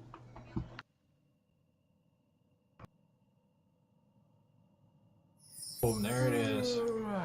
Boom, indeed. All right, so you get the sense that that there aren't any more of these things.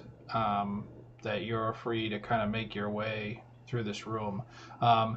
Give me a perception check, Galen, please.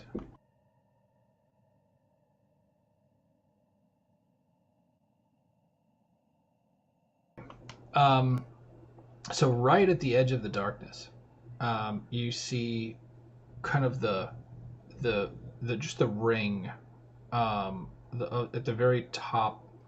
You see what looks like kind of a half circle, metal, kind of sticking out from the darkness. Very small, but you see a small metal object which looks like a half circle. Hmm. I'll carefully pick it up, not put it on, but examine it. As you pick it up, you realize that it is a key. It's a metal key. And it is like it's like a black metal. So it's quite unusual. My but favorite genre. It's a black metal key. Okay. I will pocket it. And if we wait around long enough, does the light continue to change? Yeah. So when all the shadows are gone, you can wait long enough to kind of reveal the whole room, or you could just navigate it by hand. But that's kind of what it looks like. There's a door on the lower east side.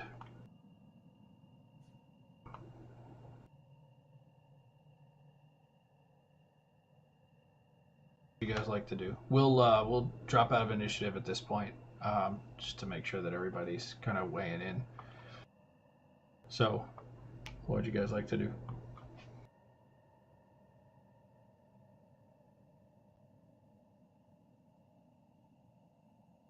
What do you think, boys? Continue through that door? Yeah. Yes. Let's see if it's unlocked. Galen will approach it and test. It is unlocked. Alright, we'll open it up. Okay. It opens up to kind of a relatively quick turning hallway, and there is so it kind of goes in about 10 feet and then turns south. So you see. Okay. I'll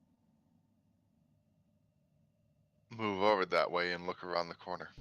Give me a perception check.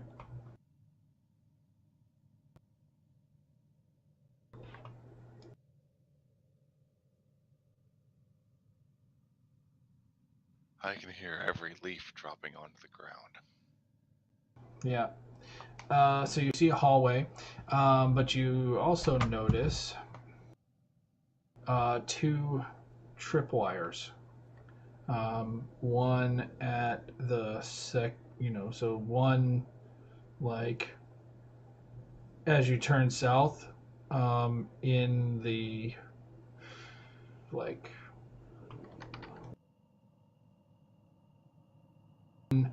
like 5 feet in, the other about 10 feet in to this narrow hallway.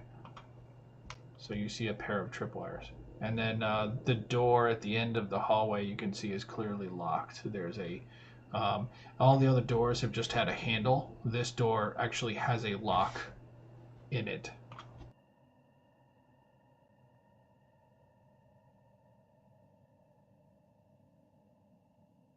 Anyone have access to thief tools?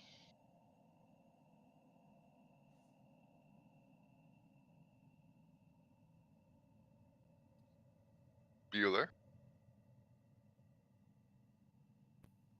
That is beneath me.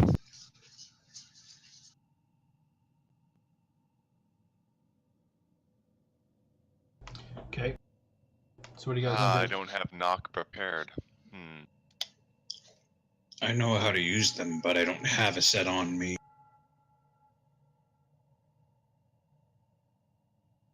You didn't buy one with your ruby purchase?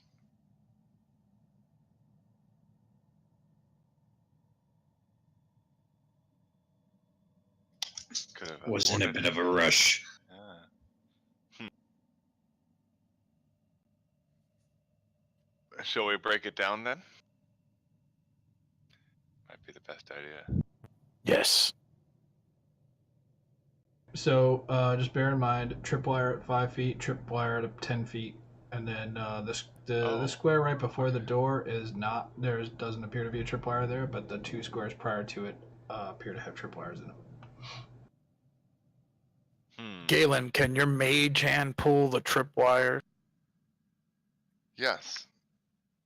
Yes, Senor Lobos will use his mage hand to trigger the tripwire to pull against the strip while we stay A safe distance back. Which tripwire? The one at 5 feet or the one at 10 feet? The one further from the door. Okay. So the mage hand pulls the tripwire? Yes. Okay. The tripwire triggers and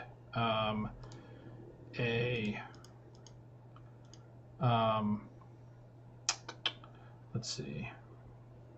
The ceiling collapses in this area, blocking a good portion of the hallway. And so I need somebody to roll me a d6. So 1, 2, 3. It doesn't trip the other tripwire. 4, 5, 6. It trips the other tripwire. So anybody just roll me a d6. I don't want this responsibility. Uh-oh. Right. It triggers the other tripwire. And so now this hallway is completely blocked by rubble as the ceiling collapses down and blocks the hallway.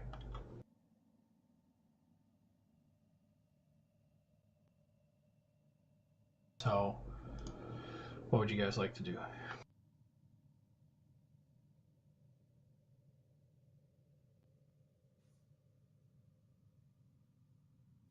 Is it something that can be cleared relatively easily, or? It would take hours, maybe even days.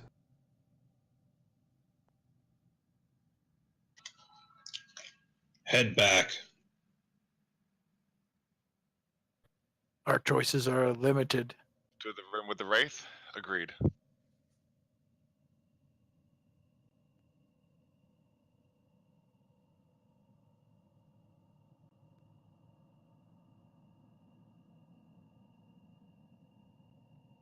Or the room with the undead creature, whatever.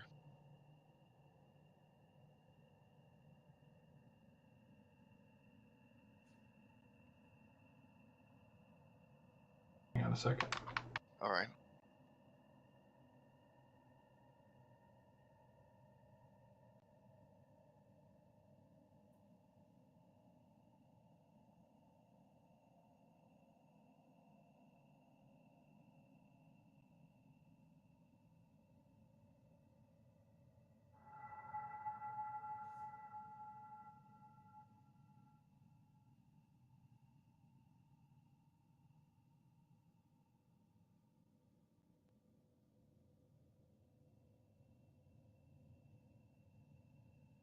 Okay. So, as I mentioned before, stone benches and pegs holding rotting robes line the walls. Hooded figures dressed in these vestments are positioned throughout the room. There is another creature which guards the door to the west. As you guys enter the room, the creatures in the robes begin to rock back and forth. I'm going to relight a torch. Okay. Room is well illuminated.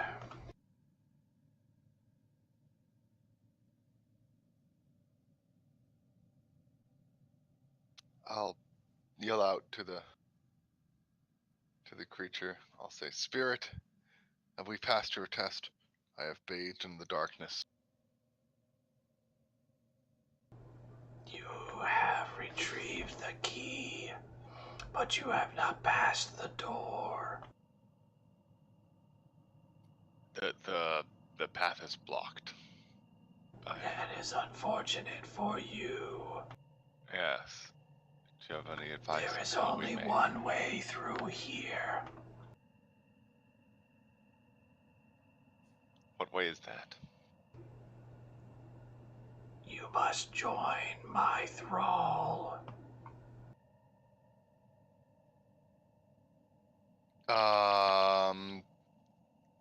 Join your throng.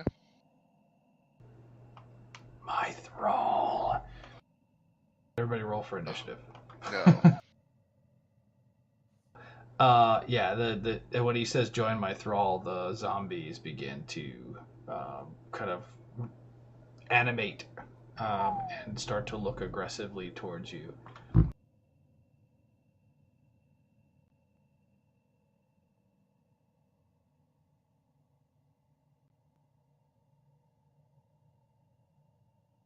Alright, looks like Senior Vovos is going to be at the top of the initiative order, way out of combat. Just like hanging out, you know. Yeah, right? Okay, cool. So, Bobos, what do you want to do?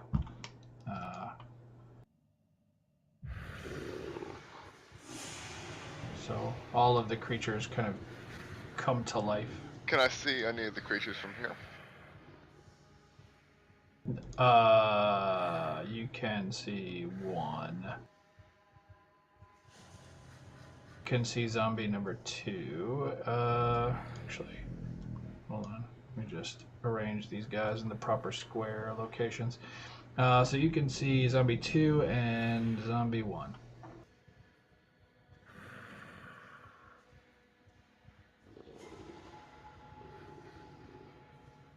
Did you hear me? You can see zombie 2 and zombie 1? Yes, I'm just deciding which one to... Okay. Alright. So we're gonna target him. And use Ray of Frost.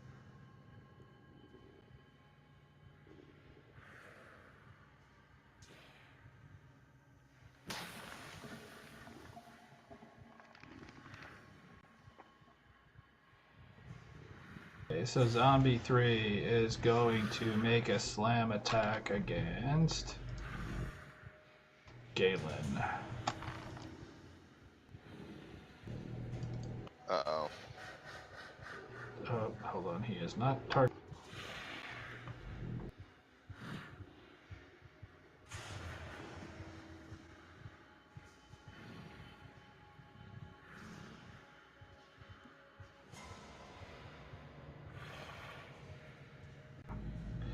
That would have been a miss anyway, so that's his turn.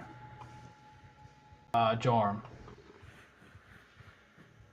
Yeah, I'm going to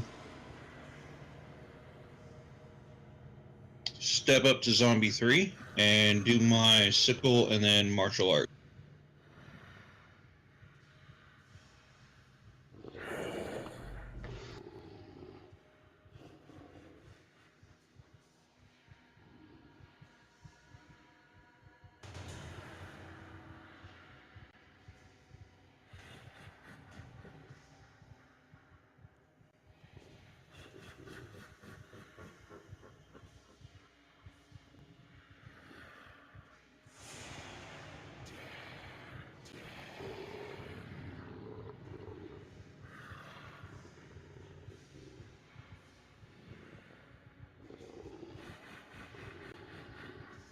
Alright, so Katos is going to step into the room and engage the first zombie he can reach.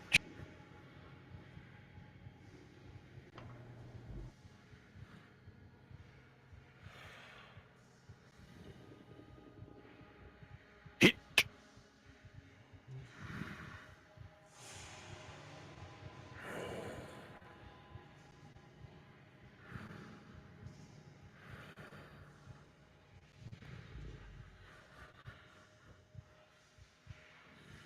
Alright, zombie 1 is going to attack Cataris.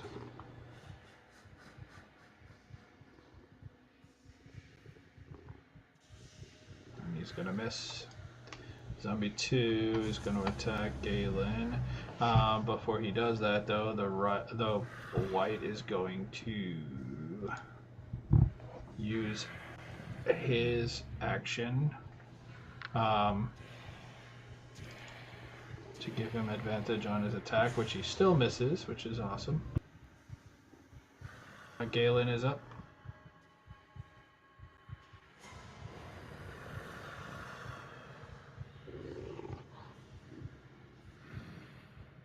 Actually going to target Zombie 2 with his glaive.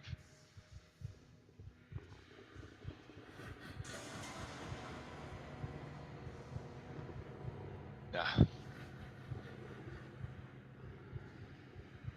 He'll attack Zombie 3 with the blunt end, though.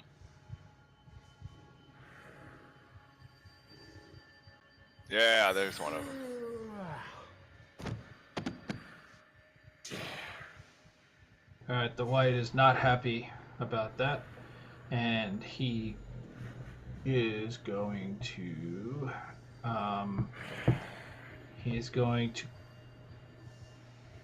what's he gonna try to do? He is going to move through the door. So he's going to move away. He's going to move through the door. And as he goes, he commands the undead to, he basically says, "Kill them!" as he kind of flies through the door. So that's his turn. Zombie 5 is going to get into, let's see.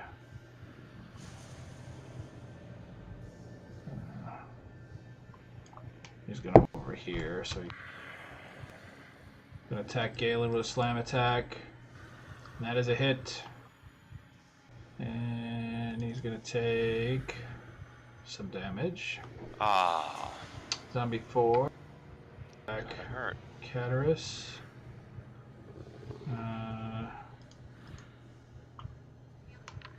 And that is a miss. Caterus, you're up. Or sorry, not Caterus. I mean, Jorm. Jorm is up. Yep. I'm going to throw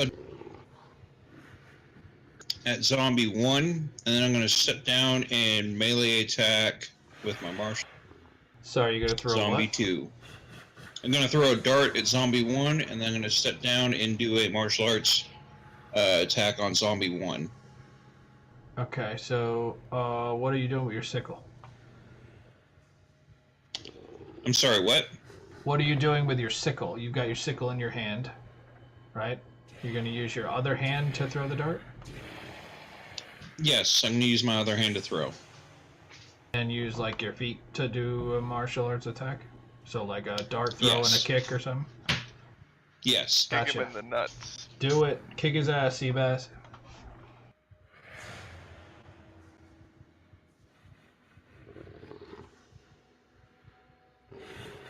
It's a hit. He is wounded.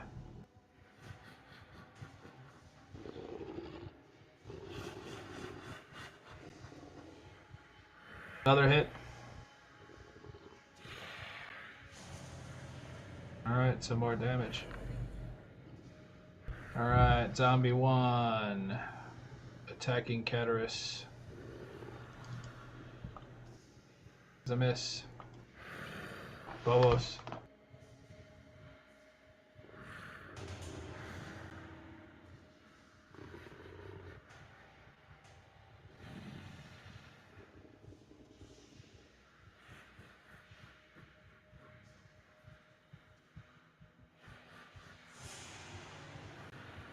What are you doing, Bubbles? Move a little closer and whoops. What is this? Okay, yeah, so level 2 magic missile, so 4 glowing darts. Let's start shooting him at zombie 2.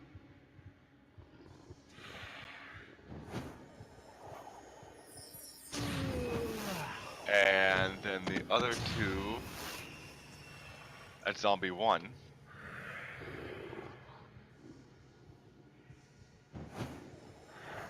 And that'll be the end of his turn.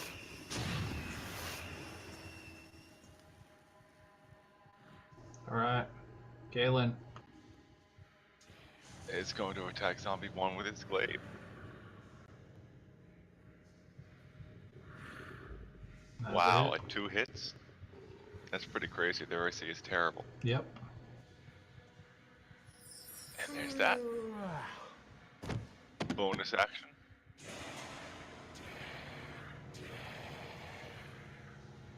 And wound him more.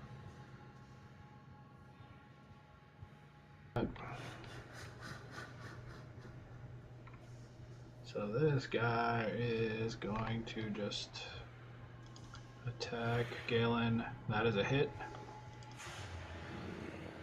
Some damage to Galen.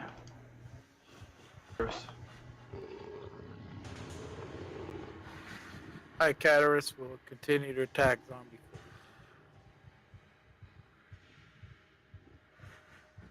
4. They have an 8 AC. Alright, Zombie 4 is going to try to teach you how it's done.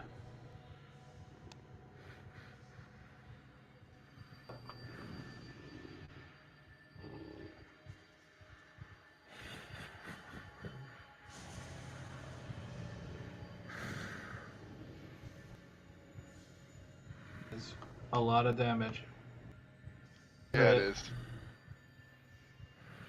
That's But it. and smacks him up in the, spinning it around on his arm as he finishes him off. 3.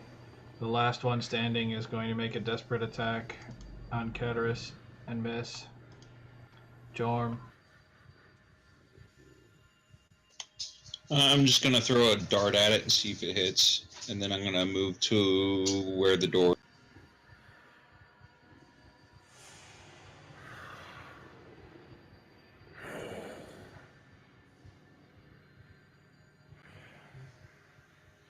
Nice.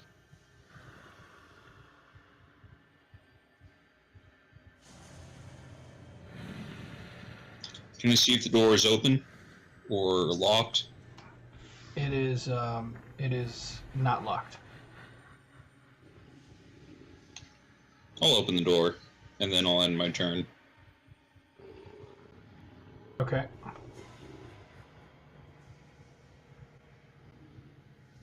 Cataris will strike again.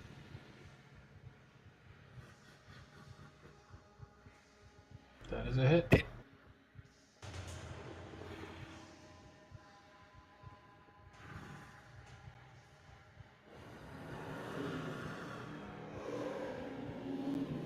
Phobos.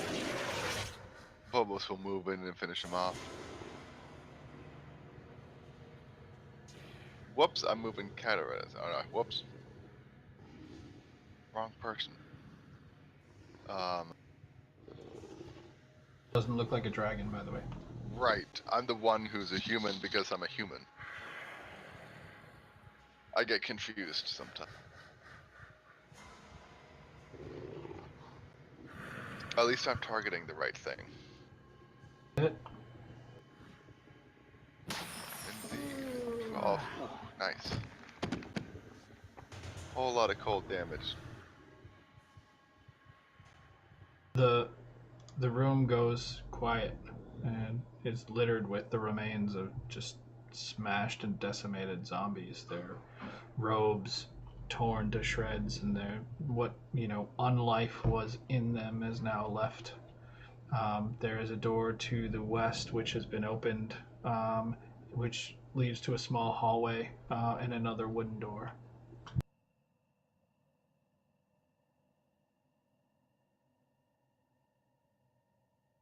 Is that door locked? It doesn't appear so. You don't see a visible lock. Okay.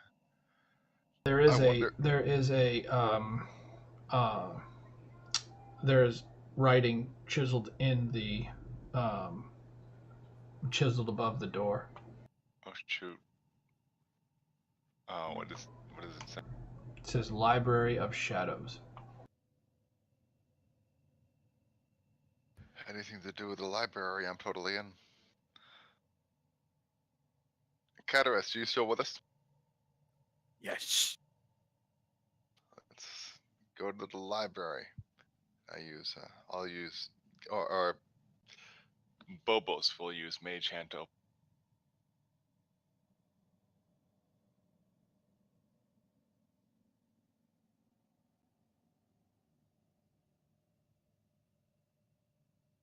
Okay, so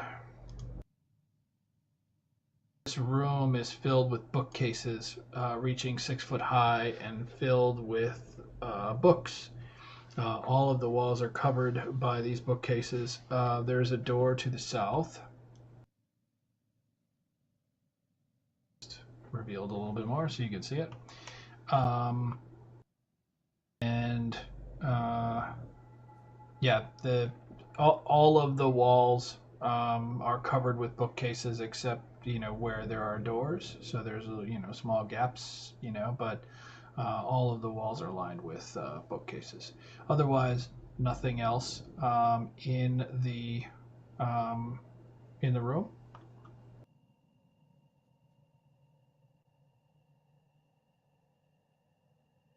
Senor Bobos is going to explore and see if there are any Books on something to do with the. The majority of them do not have any writing on their spines. You'd have to actually try to take one and open it up. Let's see.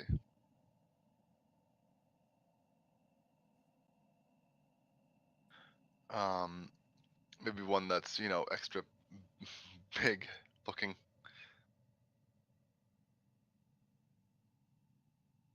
Extra large book, extra thick. Okay. So so you just grab a book. What are you guys doing? So let's get the rest of the party in the room, and you guys can, it's not, we don't have to go one at a time. I mean, if you guys have, if you other folks want to check out books too, that's cool too.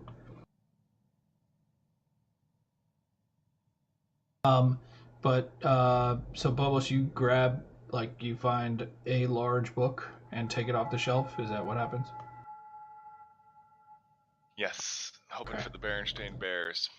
So you crack the you reach up, you grab the book, and it's weird because at first it feels like your hand is gonna go through it, almost as if it's illusory, but it solidifies in your grasp and you're able to take it off the shelf. However, you too take a point of necrotic damage.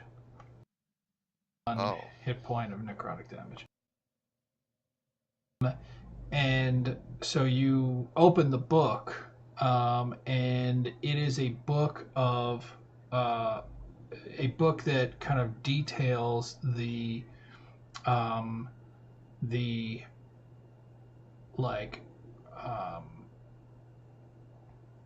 the structure of a local it details the structure of a community of creatures called illithids. The book is all about illithids, and it has a diagram, a drawing of. Hold on.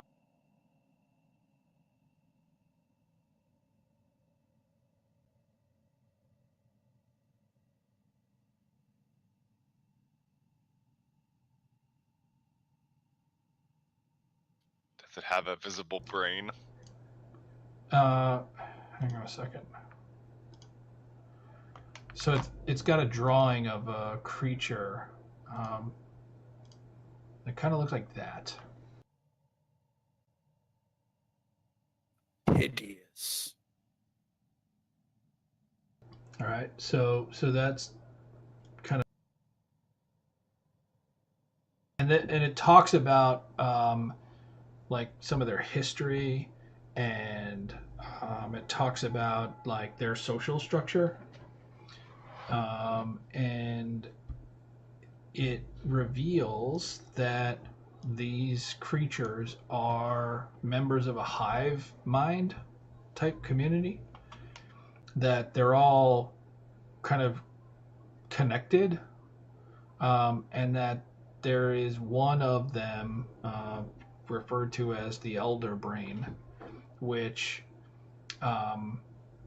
controls the hive. There are multiple elder brains, right? But each elder brain kind of has a hive of illithid that it is responsible for. And so this is pretty insightful information. It tells you a lot about the illithids, and so with that, you're going to any if you decide to read the book in full at a later date, any knowledge check related to illithids that you have to make will be made with advantage. Nice. Anybody else want to try to retrieve a book? Pocket that book then. Yep.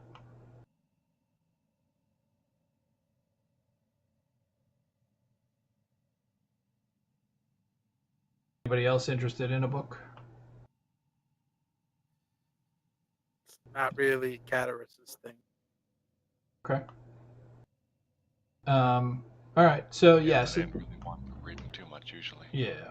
I mean, there are a bunch of other books. I mean, I'll just some of them talk about like the they're all related to like Baranor and the surrounding area of the Underdark, right? Like the creation of the Wormspire,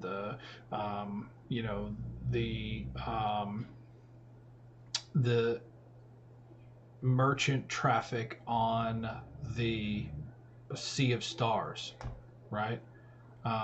So a lot of them are really relevant to kind of the area. Like clearly, whoever created these books like lived in the area and spent a good amount of time documenting the area.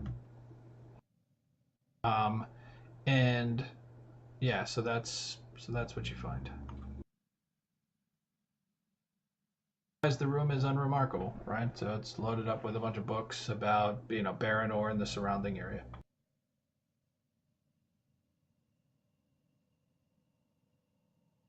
So what would you guys like to do? Let's head south, I guess.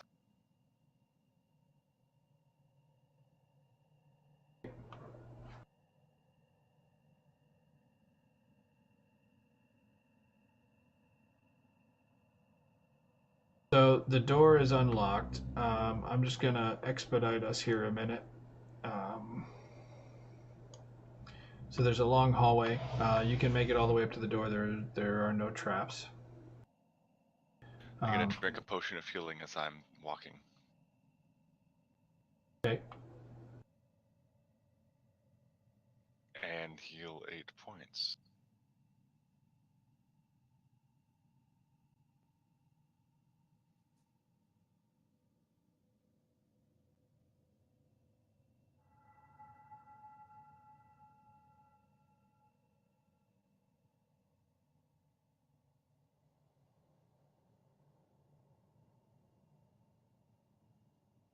Yeah, you guys can move all the way up.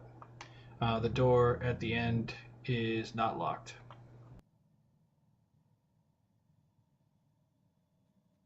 I give the thumbs up to everybody else and kick the door in.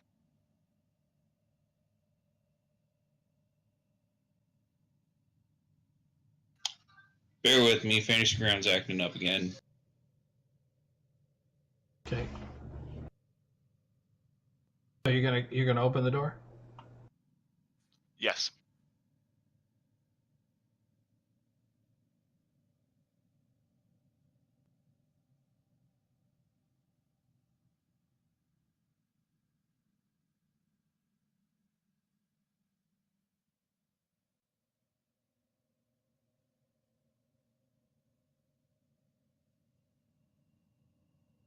Okay. So as you open the door, you see this room is lined with murals, depictions of a human wizard casting out demons from dwarves, and standing, like one of them, he's standing on what looks like a pile of dead drow. He's standing on top of them, holding up a staff. And then in another one, he is like teaching. So there's like a group of like dwarven, what look like, mages in training, that are learning spellcraft from him. In each of them, he's depicted with, like, it's strange. Like every image of him seems like there's like a deep shadow behind him, right? Like, as if in each of these great accomplishments, there's something that's kind of standing behind him, but it's made to almost look like he's always in sunlight from a certain direction, so he's always casting this shadow in each of the pictures. He's always casting this shadow. Otherwise the room is unremarkable. There's a door to the east.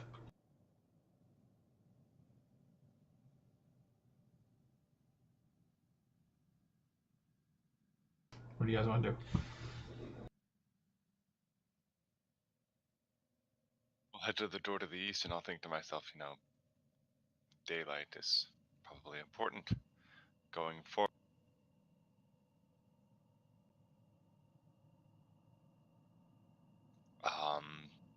Very pretty murals, though. What do you guys think the significance of the shadow is? It seems to be pretty important in this tomb. I was thinking the same thing. Well, nothing much. Is the door unlocked? I'll go ahead and open it. Leads to a small entryway. There is a door which it has a visible lock to it. We have a visible key. Can we try it in that lock? Yep, absolutely. Can try it in that lock. It seems to fit. Let's do it. Above the door is written the respite. Is written what? Like the word the respite. Respite. RESPITE. Okay. Yeah, so the key works. The mechanism clacks as you turn it. It's like, and the door is now unlocked.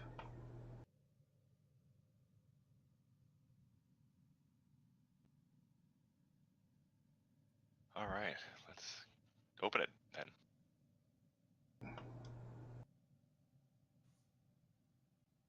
Joram, I call back. You with us? All right. Of course. Did we lose the key, or? No. Hold on a second. Hold on. Don't. Sorry.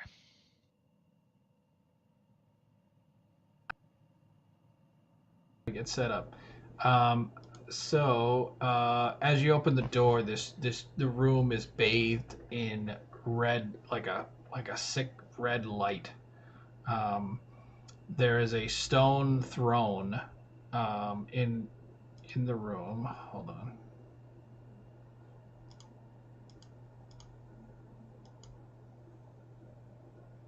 Okay.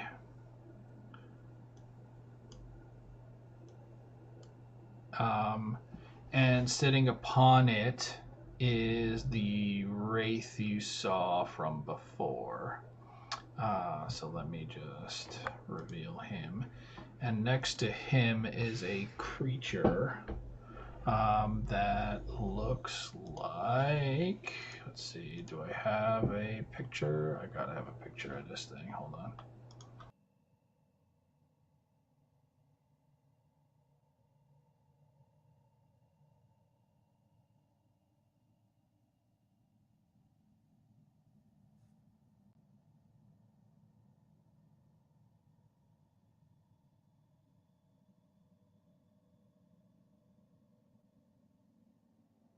Looks like that. It's a writhing kind of thing that's covered with mouths.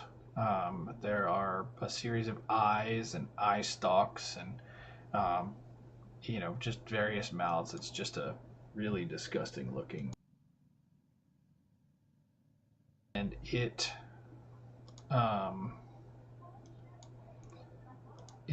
is it is sitting next to the wraith. So the wraith is on a stone throne, and it's kind of sitting next to him, almost like like a pet dog would. And so as you walk in, the wraith says to you, "You have passed my test and are entitled to the answer to one question. Now."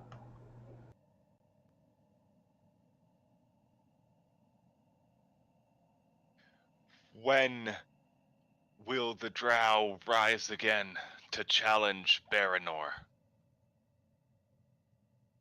The drow already move. They are plotting to attack Baranor within the next 3 months. Their numbers are rising.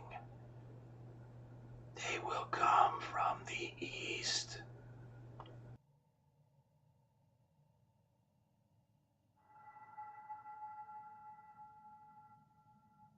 The creature next to him begins like talking, and you hear this sound. Hang on.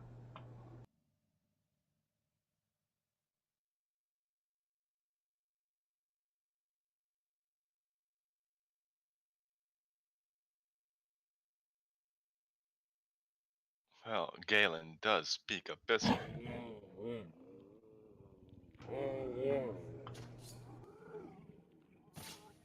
You hear that? Yes. So that's kind of what it sounds like. Which a good monstrosity. Which a good monstrosity.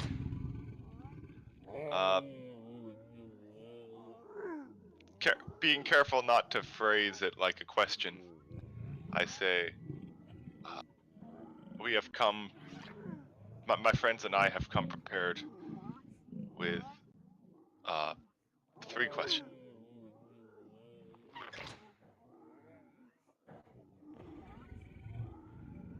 The wraith looks at the creature, and it continues to make these sounds. And he's like, "I have answered your question. You must leave."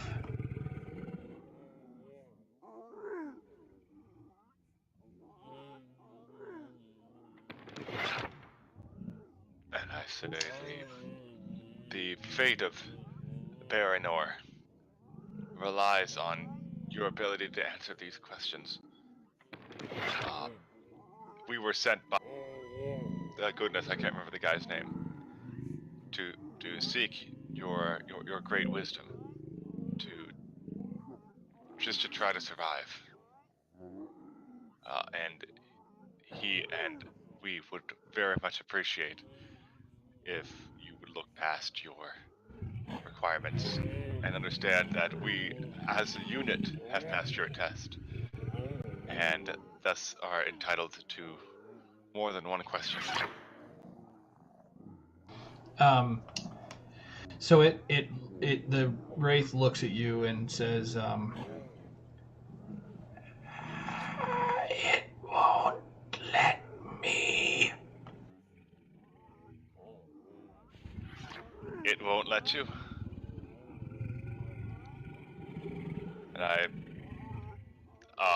And I look at the creature next to him. And I say, "Release him, foul beast." All right, roll initiative.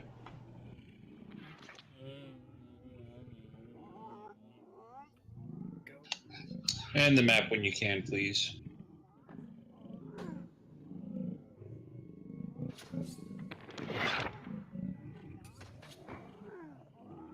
There you go. All right. Looks like it's gonna be Jorn, maybe, if your initiative is current.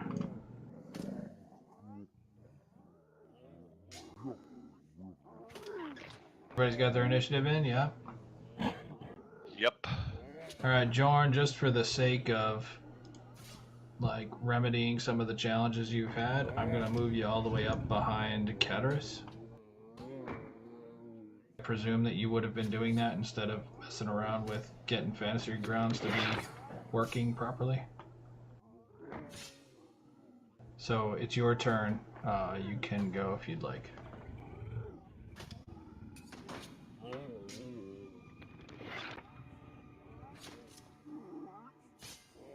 Jorm.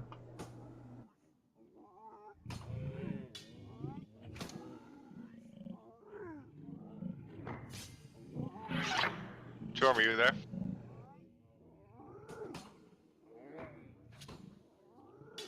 All right, we'll come back to him in a minute. Aelin, go ahead. Alright, well... Galen isn't gonna waste any time. And Senor Bobos actually saw this in a vision, in a dream, of Galen lifting his glaive to hit a mighty blow on a strange creature made just of mouth. And now he understands what happens, and he yells out at Galen to feint left and then stab true, and he does to get a critical hit. And he's going to use his divine smite as well. On So the this should be a lot of fun. On the unidentified unidentified. creature. Right. Here, I'll just identify it for you, because there you go. Nice. It's called a gibbering mouther. I like it.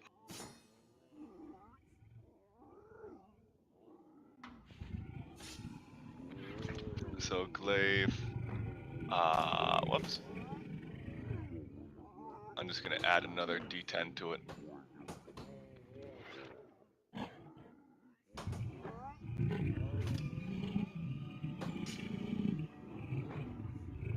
Make an attack roll.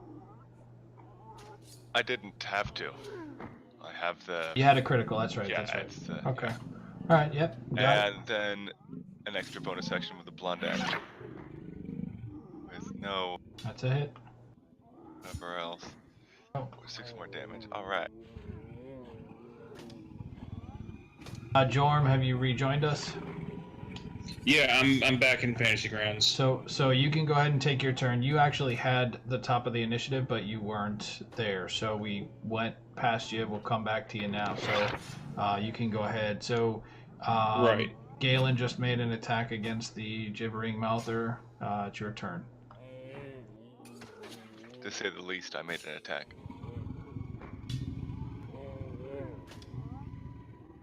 Yeah, I'm going to go ahead and use my dart, and then I'm going to make a run up and do a martial arts attack, and then I'm going to disengage.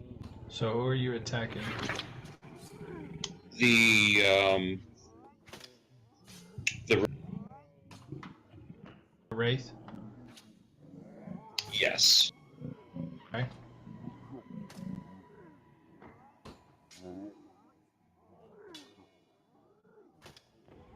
Go ahead.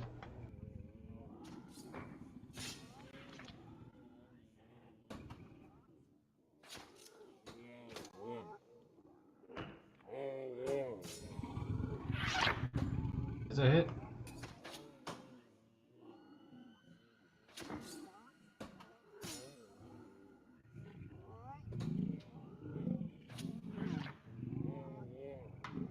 Go ahead and move yourself up to where you were for your martial arts attack. Need the map again, and hopefully it doesn't crash.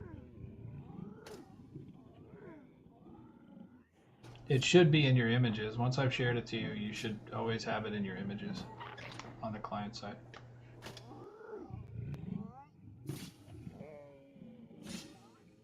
Share it to you again. Yeah, I'm not sure what the program is doing because the map just completely disappeared. More time. Okay, Fantasy Grounds is being weird. Give me a second. Just move me like 10 feet away from the Wraith. Well, if you made a melee attack, you'd have had to be right next to him. Yeah, okay, I see it now. So go ahead and put yourself where you want to be.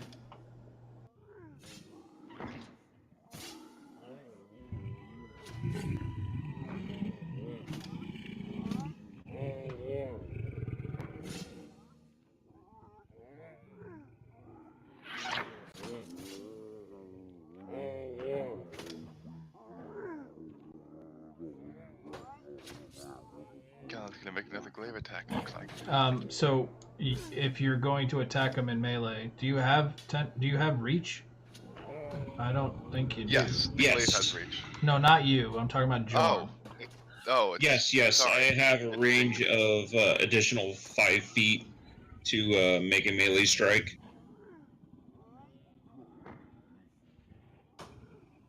And is the trait. Yeah, okay. Yes. Okay, alright, gotcha. Alright, gotcha. So now it is Caterus's turn. It's not Galen's turn. Galen already had his turn, so it's Caterus's turn. True enough. Okay, Caterus charge into the target.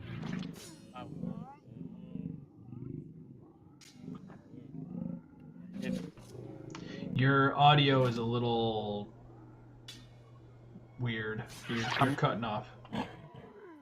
I'm going to attack the mouther with my warhammer. Okay, you're good.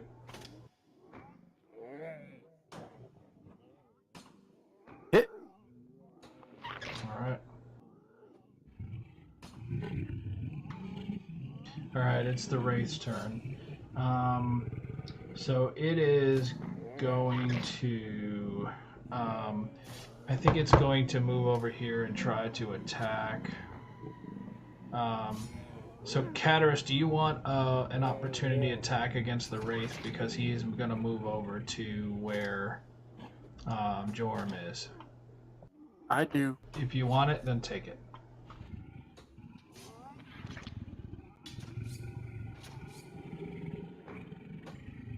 Hit.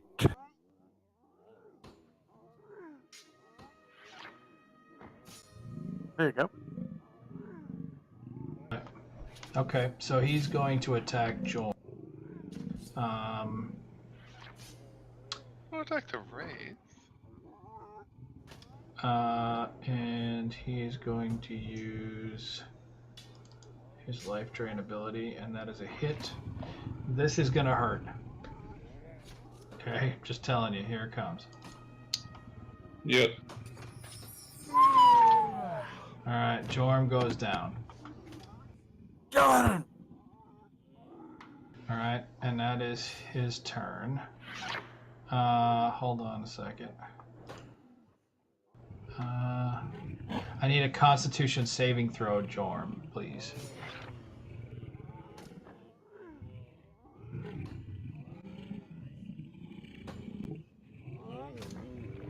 Okay, you're fine.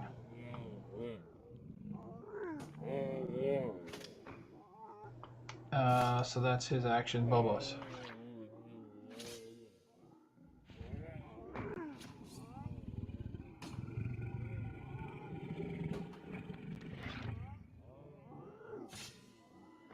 I have a few potions of healing, and I'll use one of those on him. I'll pour it down. Um, 2d4 plus 2 is 5. So you recover 5 hit points. And So Jorm, you get 5 hit points back.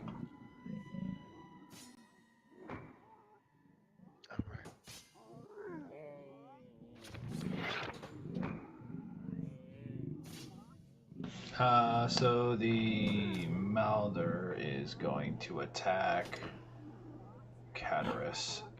So he's going to first try to basically spit on you first, because that's how he attacks.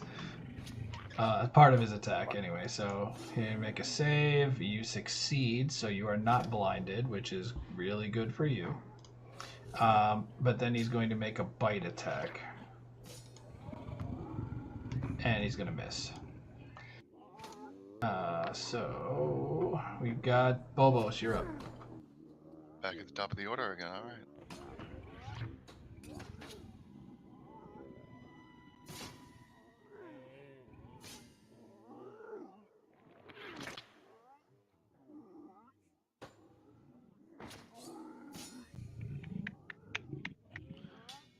I have an idea. This will be fun. I'm going to move up 5 feet to Cataras. I'm going to put my hand on his shoulder and I'm going to cast Haste. Haste. Okay. So let's see, speed doubled and an additional action every turn. I think I have the effect. Do you have the effect? I do. So you can just put the effect on him. Ding. There you go. So Cataris, now you get an extra attack each round, and your speed is doubled, and you get an extra 2 AC. That's really good for you. So Jorm, I assume half your movement to stand up, Yes. and then what would you like to do? Hit points and a wraith, or sorry, a wraith in your face, or white in your face. Ants in your pants. Ants in your Wraith pants. in your face. Sorry, there you go.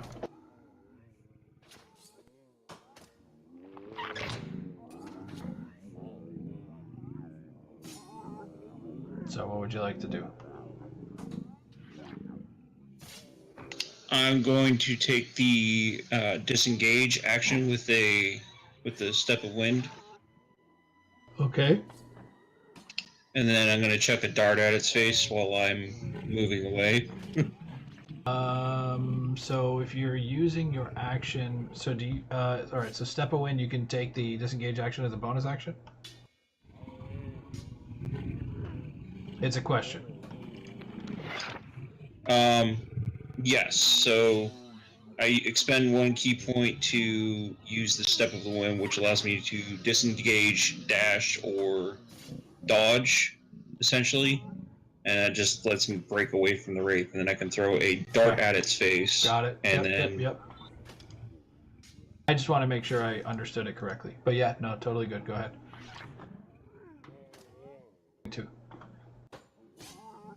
Alright, so with half my speed already expended for standing up, I only have a 20-foot movement, so I'm just going to go straight back.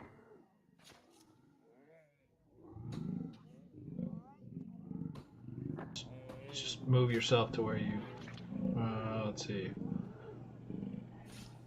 Yeah, right there. Okay.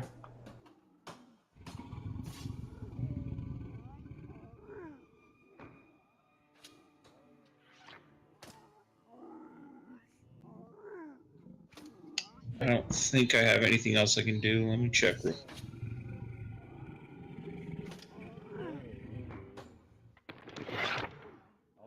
I do have a potion of healing that I can consume. Or will that not be allowed? No, next turn. Really get it out and get it ready. And then I'll say, you can actually, Yeah, so it'll be on your next turn. And then just tell me Yeah. what else you want to I'll do. get the and we'll potion figure it out. prepared. That's pretty much it.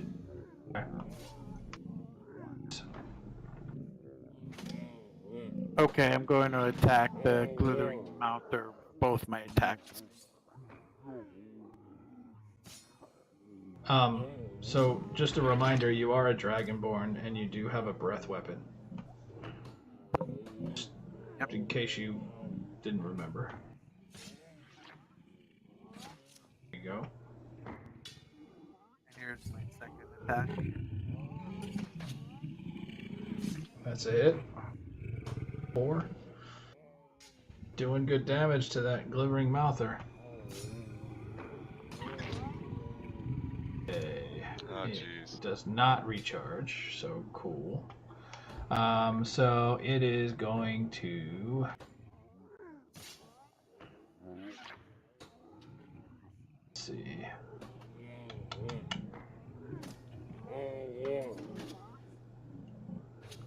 Okay, so it is going to use its gibbering attack on you. So it's targeting you, and it's going to. You got to make a Wisdom save. You pass. It is then going to try to bite you. It misses. That's all it can do. Either of those hitting you would have been really bad. The Wraith, because he used his gibbering action on Cataris, the Wraith is going to kind of stand, like, he looks confused for a minute, and he is going to move. He's just going to move back here because he is confused. So, Galen, you're up.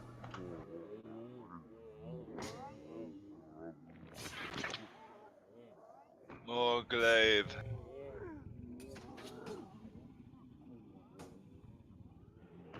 Boom. Blunt end.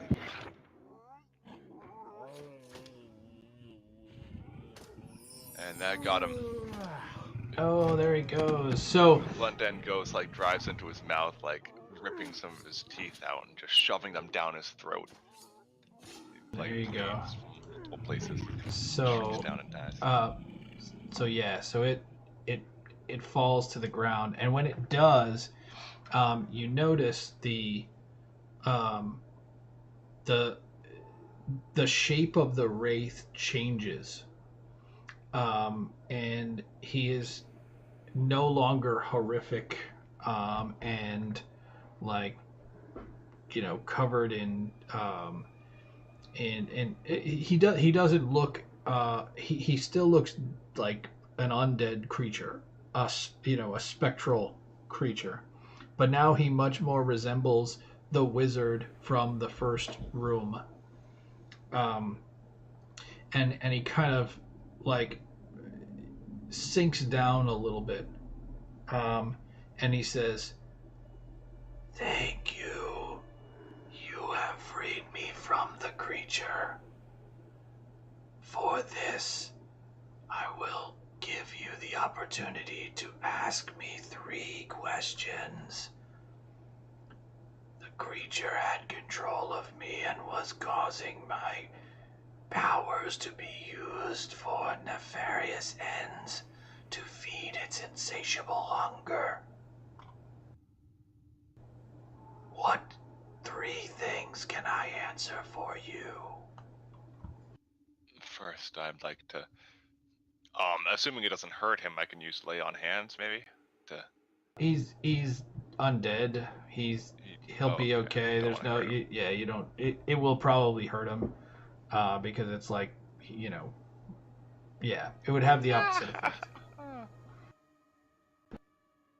So he asks you what he can answer for you.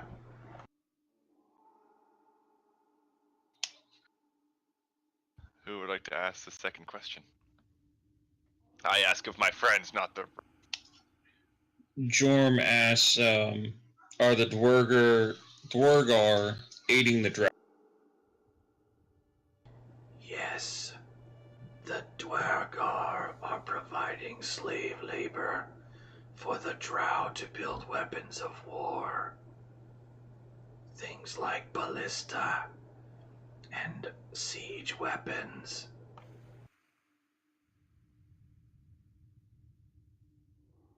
Chatteris will ask him about the Elder Brain. The Elder Brain. There are 3 Elder Brains within 5 miles of Baranor. Each of them is currently limited in the number of illithid they control. They are infighting. They are fighting within. They are fighting with each other. Eventually, the 3 will become one, and this one Elder Brain will be a major problem for Baranor.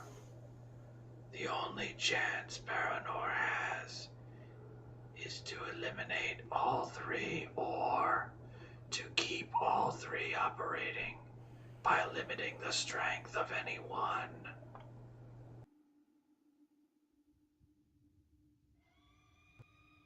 First can be found on the west banks of the Sea of Stars. There is a passageway called the Gildering. The Gildering will lead to a subterranean area where the Elder Brain resides. There are currently 30 illithid surrounding this brain.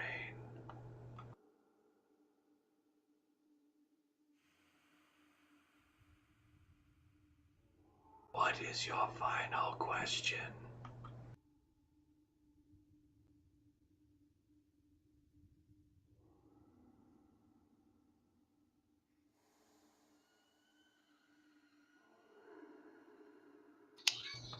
Who can Baranor ally with to defeat the Drow or to face the Elder Brain? With the maw open, Nivea is the best ally of Baranor to provide a suitable defense. But many in Nivea are still inexperienced. They must travel to the Underdark and learn of the illithid and the Drow. Only then will a suitable defense be mounted.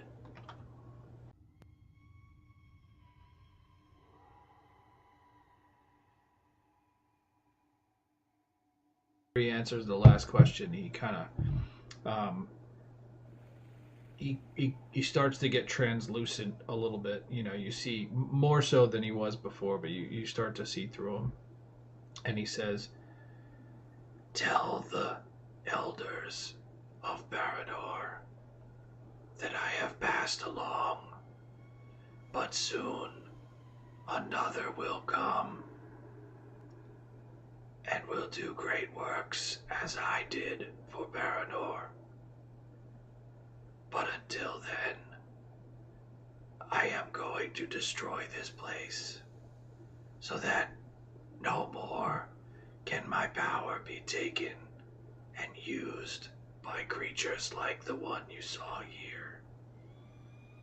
I am going to move to the plane of shadows, the plane that is known as the Shadowfell. One day, you may be able to seek me out there, but until then, I will no longer be here, so no more shall the portal be opened.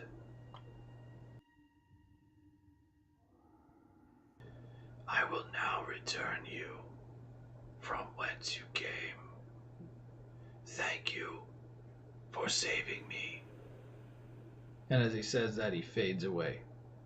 And you guys find yourselves standing in front of the eastern shore of the Sea of Stars. Kind of confused, a little bit beat up, but much more enlightened than you were earlier today. Ah, And enlightened. You return to